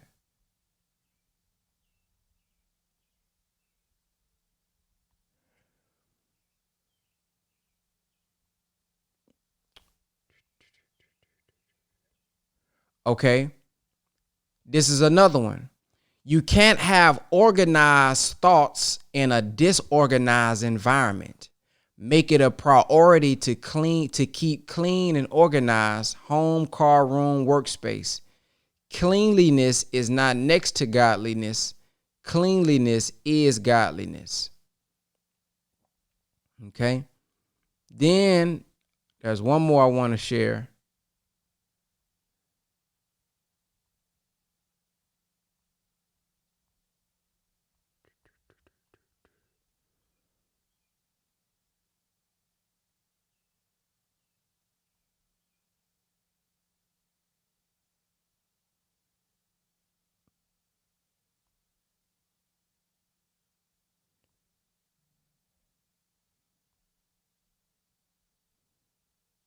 Okay, I can't find this other one. But those two, the reason I stated that after hearing what she said is because I just want to talk about the power of environment and how environment alone is important. Many of us have the word. Many of us go with the word, but the mission is not just to go with the word alone, but also to build the kingdom of heaven on earth, to give them another option to go to. I often think about if somebody gets the word but then goes back to a toxic environment as children, as teenagers, they're going to be continuously influenced by that environment that they're in, no matter what knowledge that they're getting, until they get into a certain age that the knowledge, they submit so much and they're so disciplined enough that they don't allow the environment to taint them. But oftentimes for our people, even adults, the environment will influence them. So when we think about the condition of our youth and the condition of our people, we know oftentimes it is because of the environment that they're growing up in, right? And if environment is important, and what I think about when she's telling that story, we all have a way to get somebody to God. Your thing may not be the word. She didn't have to say something to him.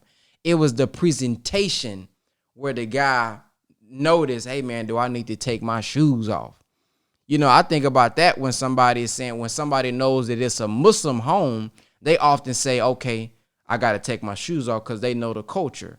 But he didn't know if she was Muslim, Christian, or what. It was just the cleanliness. So God was showing through her just in her home. And now he looks at her, I'm sure, differently than somebody he may have just dropped his, because I'm pretty sure he don't ask that or say that to every home that he goes to. But it was something about the presentation. And we're taught that when we go out class A, the opposite attract. And that is an attracting power. Well, I'm saying this to say, don't always think that, oh, I don't speak well, so maybe I can't be attractive because you know somebody else who's attracted by his speaking. You can be attractive by how you look. You can be attractive by how you think. You can be attractive by how you work. So none of us can have an excuse about not doing the work of God and resurrecting and attracting our people, because your lane and what you do may be a little bit better. My room, you step, in my office space, it may not be as clean. That's something I got to work on.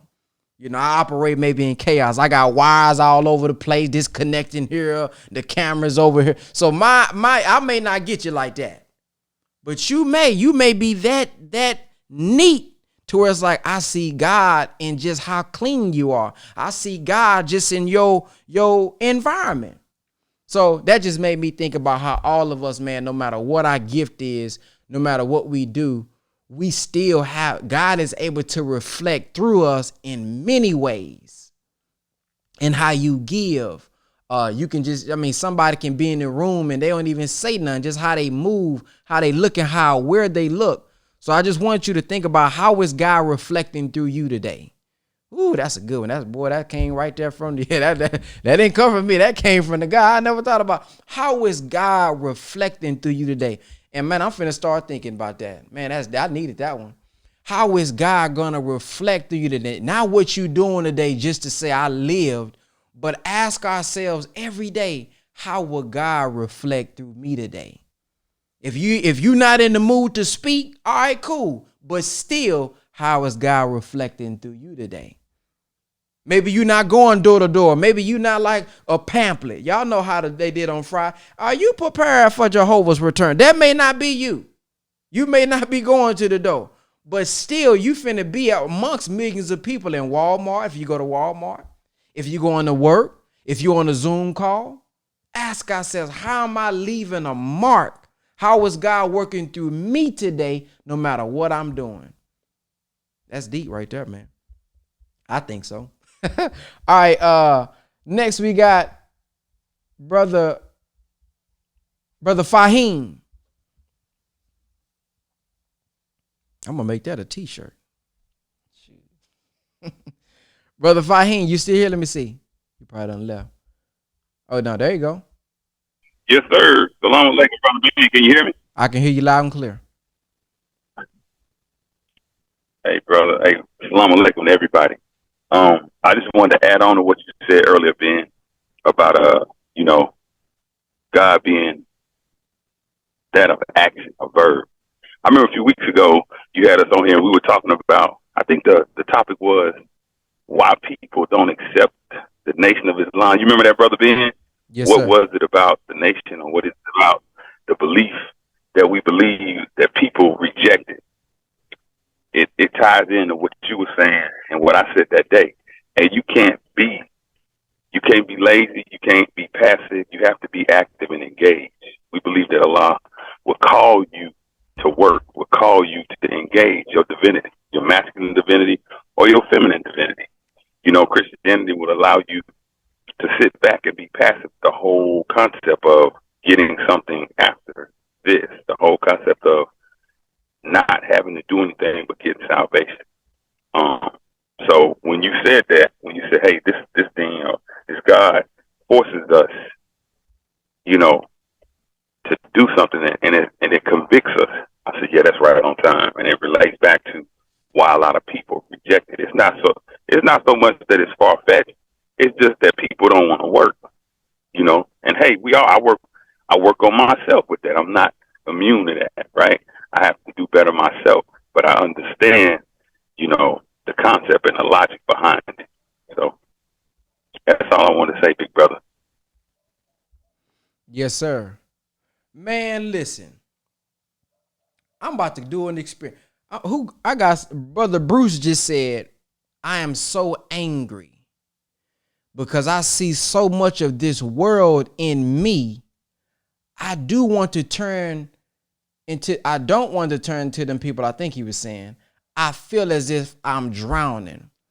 Man, if anybody got a word that y'all would like to share with this brother, but I got something I want to show him. Something just came to my mind. Y'all give me 5. Y'all give me 3. Not 3 seconds. Give me 10 seconds. I'll be right back.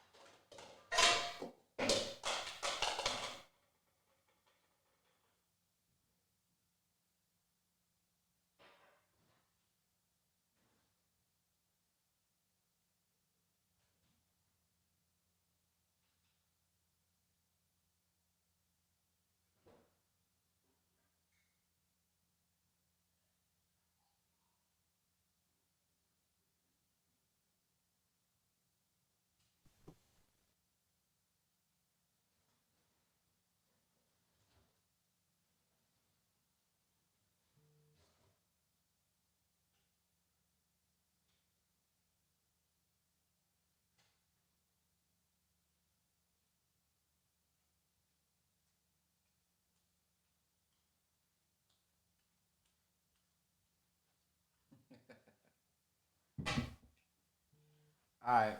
Now before I go and do my science experiment, do anybody want to share some words with them first? Anybody got something y'all want to share? Maybe somebody else have already dealt with this. Like you felt like you was drowning. Man, this so much of the world is in you, and you was able to figure out a formula to change your life. Anybody, just unmute yourself and tell them. Assalamu alaikum. Brother, do I feel you? Like, what I wanted to share is that appearances do a lot, right? Like I'm pretty effervescent, I'm real bubbly. But man, I used to be on like depression pills. I've been in psych wards from being drugged, like all of this crazy stuff. And when I really started growing and developing, environment plays such a big role. I know it's hard sometimes to get away from the world, right? Just like right now, like I came back to New York to help my mom out, right? She just got divorced, she needed help, and I'm like, I got you, right? So I'm back. But it's crazy in the house. Like I'm very organized, you know, godliness is cleanliness. My 12-year-old sister's pretty messy, all that stuff, right? So I find solitude in going to the mosque 4 days a week, right? Going on these calls in the morning, the master call, the women's circle, and who are you around? Sometimes this journey can be lonely because we're creatures of like God made us in pairs. So of course we naturally want to be around people. And in this path, it can be a little difficult, especially if you're in the nation, like you have certain restrictions. You can't just do one-on-one chills anymore. Like, but I think that when you feel like you're drowning, one, pray, hear a good word, and speak to someone. Like, I'm glad that you did talk, that you did say something, because that's where it starts. We like to hold things in, or like be strong, right? But really, strength is asking for help. Like, I believe it was Brother Ben. Maybe you posted something, but I heard it somewhere where it was like, don't wait till you're on E to charge up. Like halfway, half tank, or 75%. Like, you know. So it wasn't too much, but I feel you, dude. Now, why you say that wasn't too much?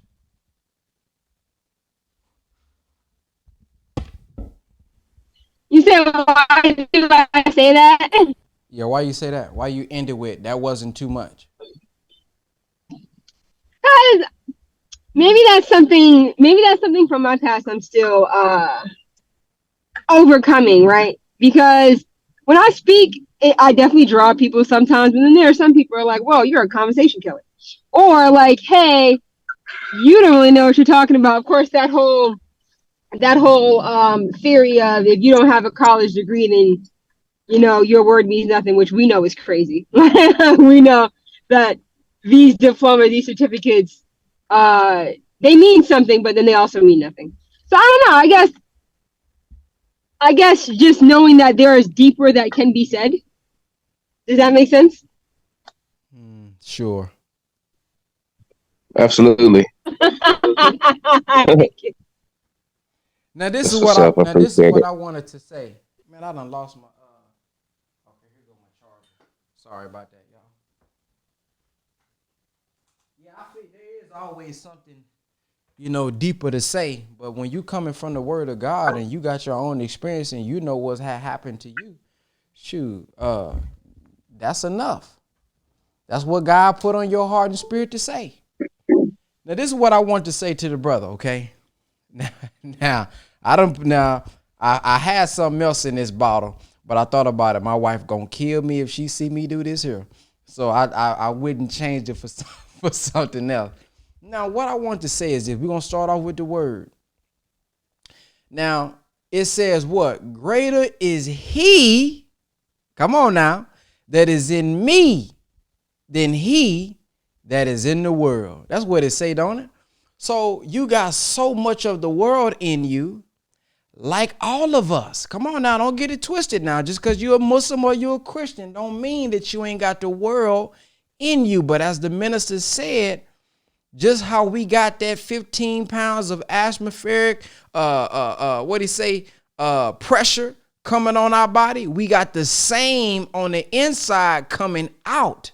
So the reason we don't feel the pressure is because we got equal amount coming out. Well, if the world is in you and you being consumed with the world and you drowning with the world, then we just got to drown now the world out with the word and with God. And this is what it looked like. See, this is us right now. Boy, look.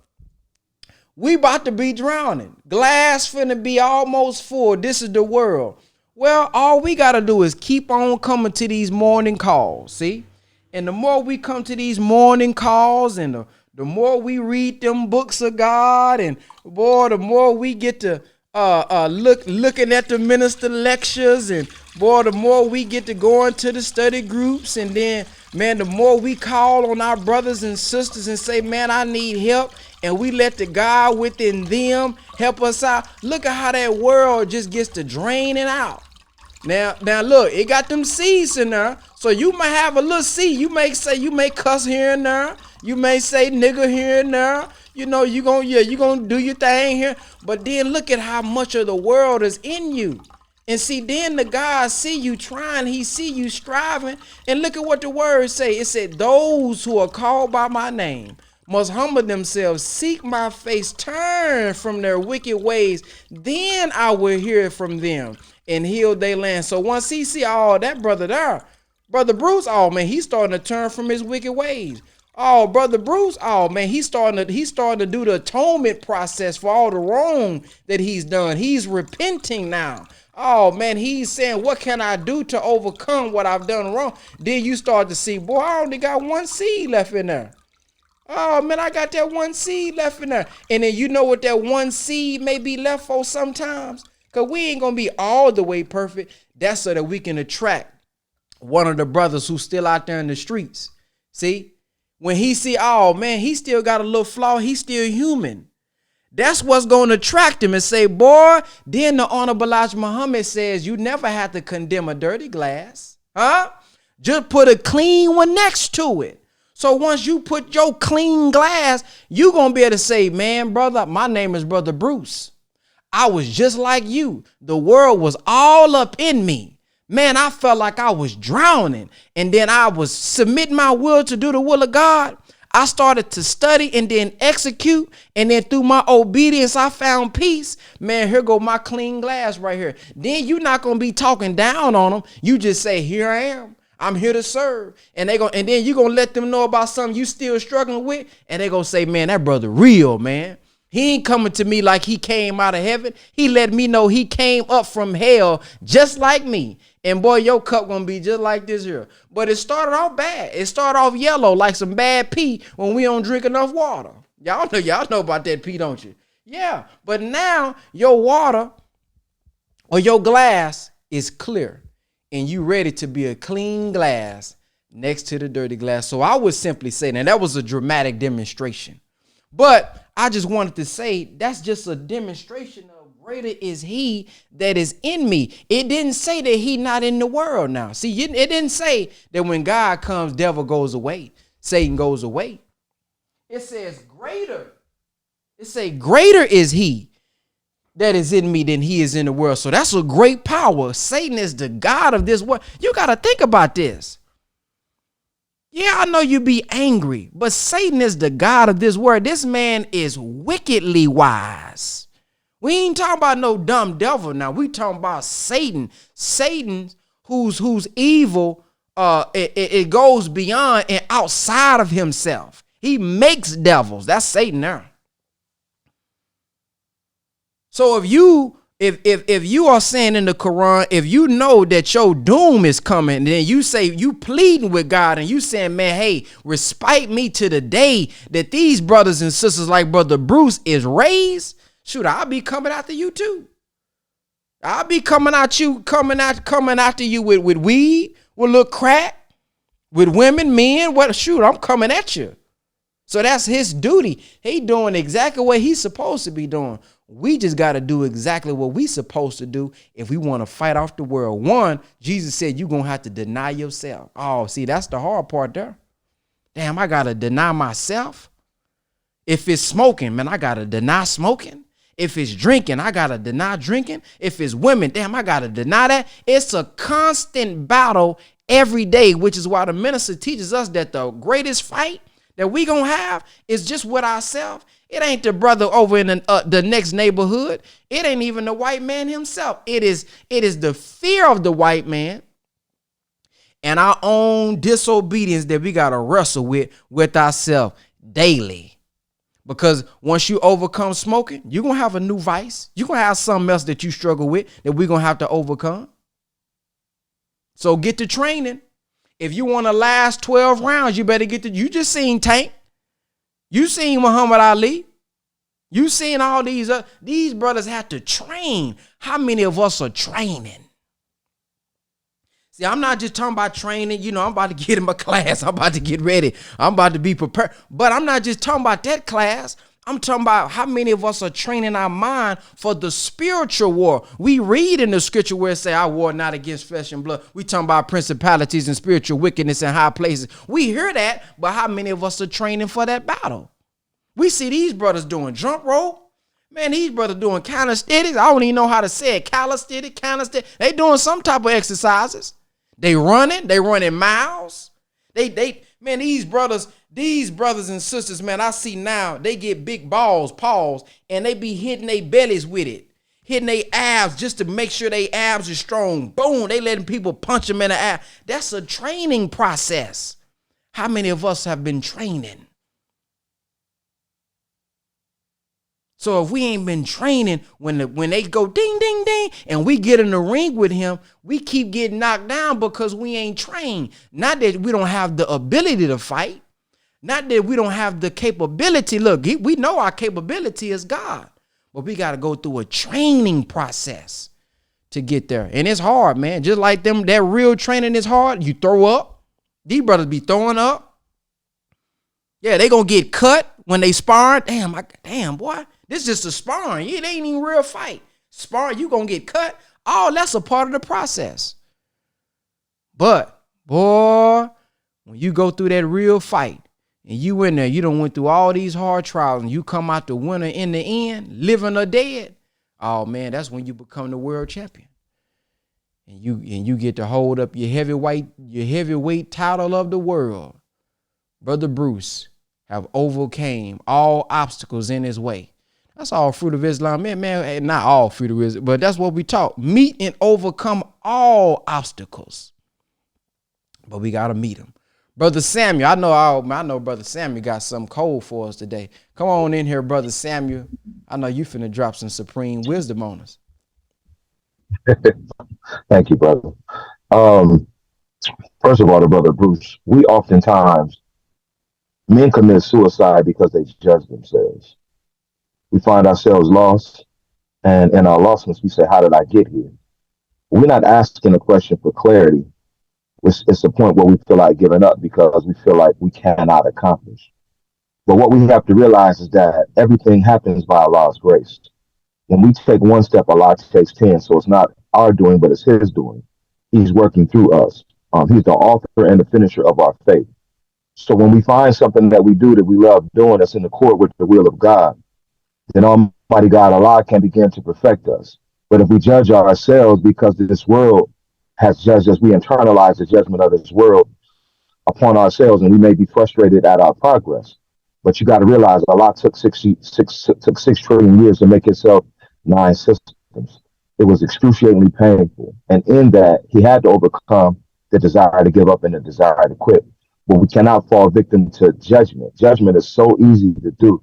It's so easy to come to a conclusion and to put a period to our own accomplishments in life because, we become upset with ourselves and at the results that we got. But if we just pause on that judgment and remember that it's Allah that is perfecting us, then it puts us in a position where we can relax a little bit, where we can give Allah time to work with us, where we can adopt the things that matter to us the most, which is our gift. Now, I want to ask you a question, Brother Ben, real quick, and it will help me to do the second thing that I wanted to say. What did the minister say the Quran was in the video again? In the tape? Did he say the Quran was, the mind of God? No, what did he say? Say it one more time. What did he say the Quran was in the tape? I was walking the track and I heard it, but he said that the Quran is the nature of God and the key to the nature of self. Beautiful.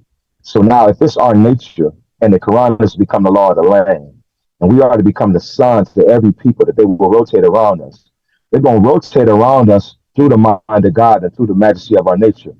When they figure out if we have the solutions to their problems, then they will begin to rotate because, like you said before, wherever there's value, there's money. They will rotate around wealth, right? They will rotate around us. They will rotate around our mind, which is the mind of Master Farrakhan Muhammad. It's our nature. It's our God-given nature, right?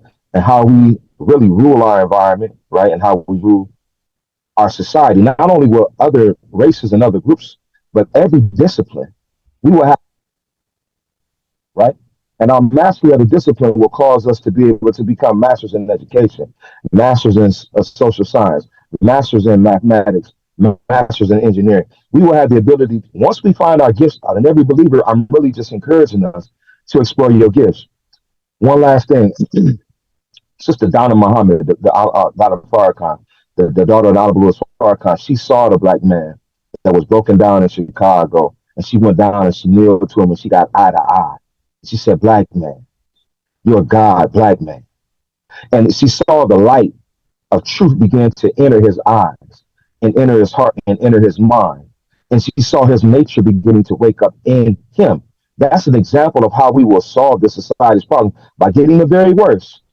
And then in getting very worst, the very best so-called cult in society. That's what made the Honorable Louis Farrakhan so special to the most Honorable Elijah Muhammad. When Honorable Louis Farrakhan took a plane loads of scholars to Chicago from New York, he said, "You are more to me than a plane load full of sheep and then jewels and then all the wealth in the world, because you got through you I will get all my people, but we got to get the the ass first, or our regular people first, and then the cult will understand. I don't got the solutions to this world's power. I don't have a solution."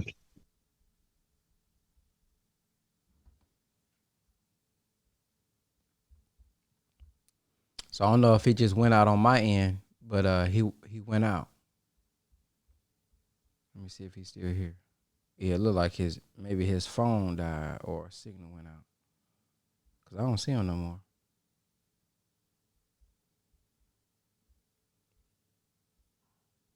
Yeah, it looked like he got booted off.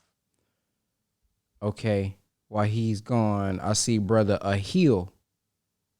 Brother Ahil, press 3. Assalamu alaikum, family. Alaikum salam. You can hear me? Yep, we can hear you. All right. I wanted to speak on. I remember a sister said something about the brothers being out there on Mount Vernon. I remember I used to work in Mount Vernon. My first job being in New York, I used to take the train from Queens all the way out to Mount Vernon on Malcolm X.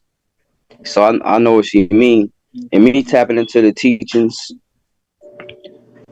of the Honorable Elijah Muhammad and watching the videos of Minister Louis Farrakhan and being able to experience other people inside the nation in my processing, it's like a light and a beacon, and it gives people inspiration on how to be better and how to be more of a distinguished gentleman. Just how Brother Ben X has said, when brothers off the street coming to the mosque, or coming around people in the nation, speaking of me and myself and my other friends before I got all the way in tune with the nation, we would just naturally, make sure our posture's up to par. You know what I'm saying? We pull our pants up, you know what I'm saying, while we in dialogue with the nation. We make sure we more presentable, because once you have that example, it gives you something to look up to, and it gives you some inspiration that, okay, maybe there is change. Maybe there's something outside these four corners that this box that I've been placed in to comprehend, and there's actually more to the world than my simple understanding. And once you tap into those teachings, there's really like no turning back. Well, you can't turn back if the environment doesn't change, if you allow the environment to dictate your view on life and your view on things. So I wanted to also speak to the brother when he said he felt like he was drowning. So when you tap into these teachings, it's like when Jesus was calling out to Peter, talking about walking on the water. He said, "Fix your eyes on me. As long as you're looking at me, you won't fall. Even though this is water and you feel like you might drown, but as long as you keep your eyes on me, everything will be okay." And Peter didn't fall until he took his eyes off of God. So long as you keep your eyes and your mind focused on the mission and focused on the God, you won't fall. Praise be to Allah. And I'll let my plan there. Good point. Brother Samuel, I see you back.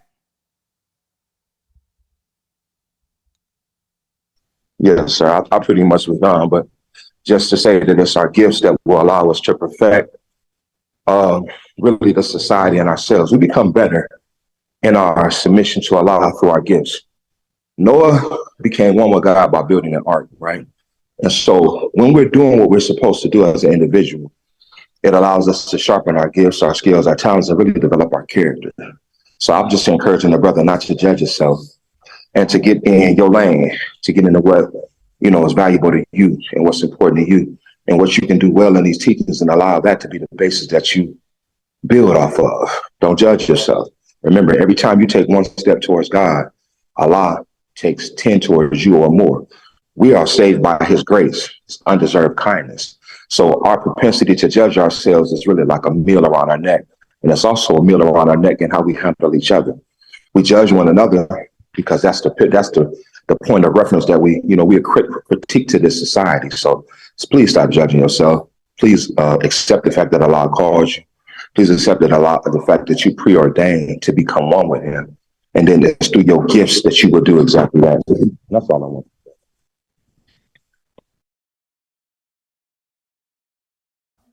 Thank you for sharing. That reminds me of Brother Jabril saying, do you know that Allah handpicked you? Handpicked. Brother Wesley? You said it right there. I was just going to reference back to what you said before, the previous calls before, that we're handpicked. And then the fact that, just with Brother Bruce, the fact that you can see what inside of you that you know needs to be changed is that first step. So recognizing what needs to be changed and then prioritize what needs to be changed first, and then work your way through that. Instead of trying to eat the whole elephant in one bite, go ahead and just take a piece of it, and slowly you'll see the progress and review your progress. And that will give you the confidence to keep on biting at it. You know what I mean? So just don't try to do the whole thing. Just take it one step at a time. And I want to close with this brother.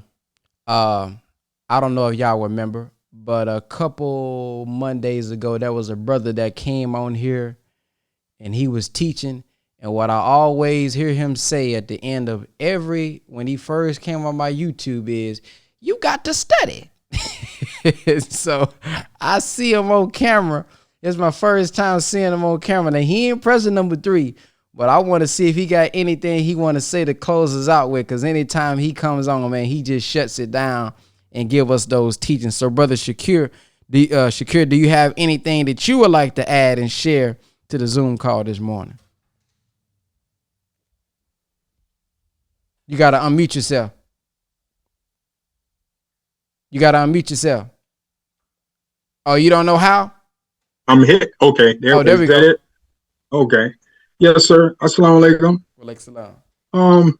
For the brother, I just enjoyed the podcast, and just to everybody, all the brothers and sisters that's in here, you got to realize that it's some brothers and sisters that have had this supreme wisdom, or they call it 120, whatever you want to call it.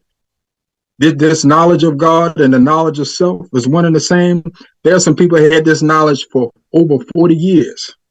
I've heard the minister said he know his lessons so well that they etched on his brain. This is how you got to study, right? And so a lot of us are given, you hear the words and they're beautiful, and the first degree, that first lesson in the student enrollment, it asks you, and it asks you, who is the original man? And the answer is, the original man is the Asiatic black man, the maker, the owner, the cream of the planet Earth, father of civilization, and God of the universe, right? Some of them may have it in us, some may not. But you understand the point. But the point is, the messenger said, the messenger said, I'm trying to make you the big man. And the minister said, hey, you better stop personality worshiping me. He said, you got the Master Brown Mama said, I came to North America by myself. You got to swim these 9,000 miles by yourself. You got to sit down and study and put in the time and the discipline, because the root word of disciple is discipline. If you don't have the discipline to destroy, meaning another definition of destroy is to eliminate those loved activities that are counteractive to the participant. So all that foolishness you like to do and all that stuff, you got to learn how to kill that, so you can settle on the best part, right? And say, where was the devil manufactured? On an island called Pelan, right? Saying that it's called Patmos. The only place where's the only island, when you study these lessons, the only island that you know of that's in your body is your brain. And it's surrounded by water. And it's where devil can be manufactured. That's why when you study psychology, the science of thought, we know that it travels at 24 billion miles per second. Thought slowing down produces light. Light travels at 26,000 miles per second. Light slowing down produces sound, which is pitch, frequency, and vibration, travels 1,120 feet per second, which produces 2 geometrical shapes in life. Arm, leg, arm, head, male genitalia, and arm, leg, arm, head, female. So you got to study these lessons so you can pull out the God that's inside of you. You just got to study and put in the time. And one of the first things that I was ever given, people hear about supreme mathematics, is I'll go through with my 8-year-old nephew every day. I get up and ask him. I said, Carter, what's today's mathematics? Because you got to know words like knowledge, wisdom, understanding, culture, refinement, freedom, justice, equality, food, clothes. You have to know these things. These are words that you use every day. And the more you get familiar with them and the more they become a part of you, the more you're able to see things and do the mathematics right on point. You just tighten up your mathematics. Because a lot of people are talking to you about high science and mathematics. I can't talk to you about calculus, but you're learning derivatives, right? And integrals if you don't have a basic understanding of arithmetic, addition, subtraction, multiplication, and division. Once you move past that, then you move into what? You move into algebra, solving for the unknown, x. If I say 2 times x is 10, you got to solve for the unknown x. That's algebra. Then you move into what? Trigonometry, finding places. Well, when I talk to kids about fighting, I spent 12 years as a professional boxer after I got out of the Marine Corps. Was ranked 15 in the world. I lost $2 million. Was supposed to fight De La Hoya. Ripped my eye socket wide open fighting in Madison Square Garden. So, I know what it is to train, still eat my 1 meal a day, because 1 meal a day is the law. You have to have discipline. And the highest form of experimentation is on the self. You got to say, okay, how long can I go? Can I eat this 1 meal a day? How can I do 2 meals? Can I do a meal every other day? That's testing the God inside of yourself. You have to do that. That's why even when I was fighting, it'll be Thanksgiving. I'm around my family. Everybody else is eating. They said, wow, he don't eat nothing. That's because I had the discipline. I had the discipline when I was in the Marine Corps. I had the discipline when I went to military camp. In military school, I had a discipline when I was a Boy Scout. I had a discipline from FOI class. So once I went in FOI class, I already had discipline, so nobody didn't have to tell me too many things too many times. Only thing I had to do was listen. Listen. And that's what that discipline is about. And the thing about when you study about your brain, it says in that first lesson, that first question, it asks, why isn't the devil settled on the best part of the earth? It said, because the earth belongs to the original man. You got to no matter what you're going through, you got to always settle on the best part. Because they know from psychology, if you think there are 2 forces, centrifugal force and centripetal force. So when you concentrate on the positive, you draw negative circumstances. If you concentrate on negative, you draw negative situations and negative people towards you. And with the centripetal force, you push the positive away from you. So if you concentrate on the positive, you draw positive people and positive situations to you, and you push the negative away. This is how you're able to utilize the centrifugal and centripetal force. And then there's so much stuff, as I just like listening to all my brothers and sisters. I'm listening to your stages of development. Because see, the process, everybody looks at Brother Ben and everybody else, and they say, oh, wow, he's got this, and now he's mad, and he's got that. But like the minister said, when he had holes in his shoes and he was rebuilding the nation, you didn't see that. Once you understand the 10 numbers in the universe, 1 to 9 and 0, and everything else is a combination of those numbers, you understand that. So, once you start understanding mathematics, you will learn how to move mathematically correct.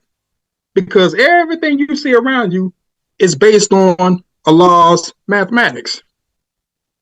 The computers, the clothes, everything you see is based on mathematics. And this is why they keep you away from understanding mathematics.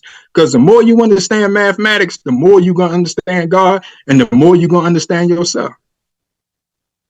There's so much more things I could say, but I just want to just give you that little piece. You just have to keep studying your lessons, and you have to get up, study a supreme mathematics. If y'all have it, if you don't, find somebody who has it, and so you can learn how to move mathematically correct every day, so you know how to move.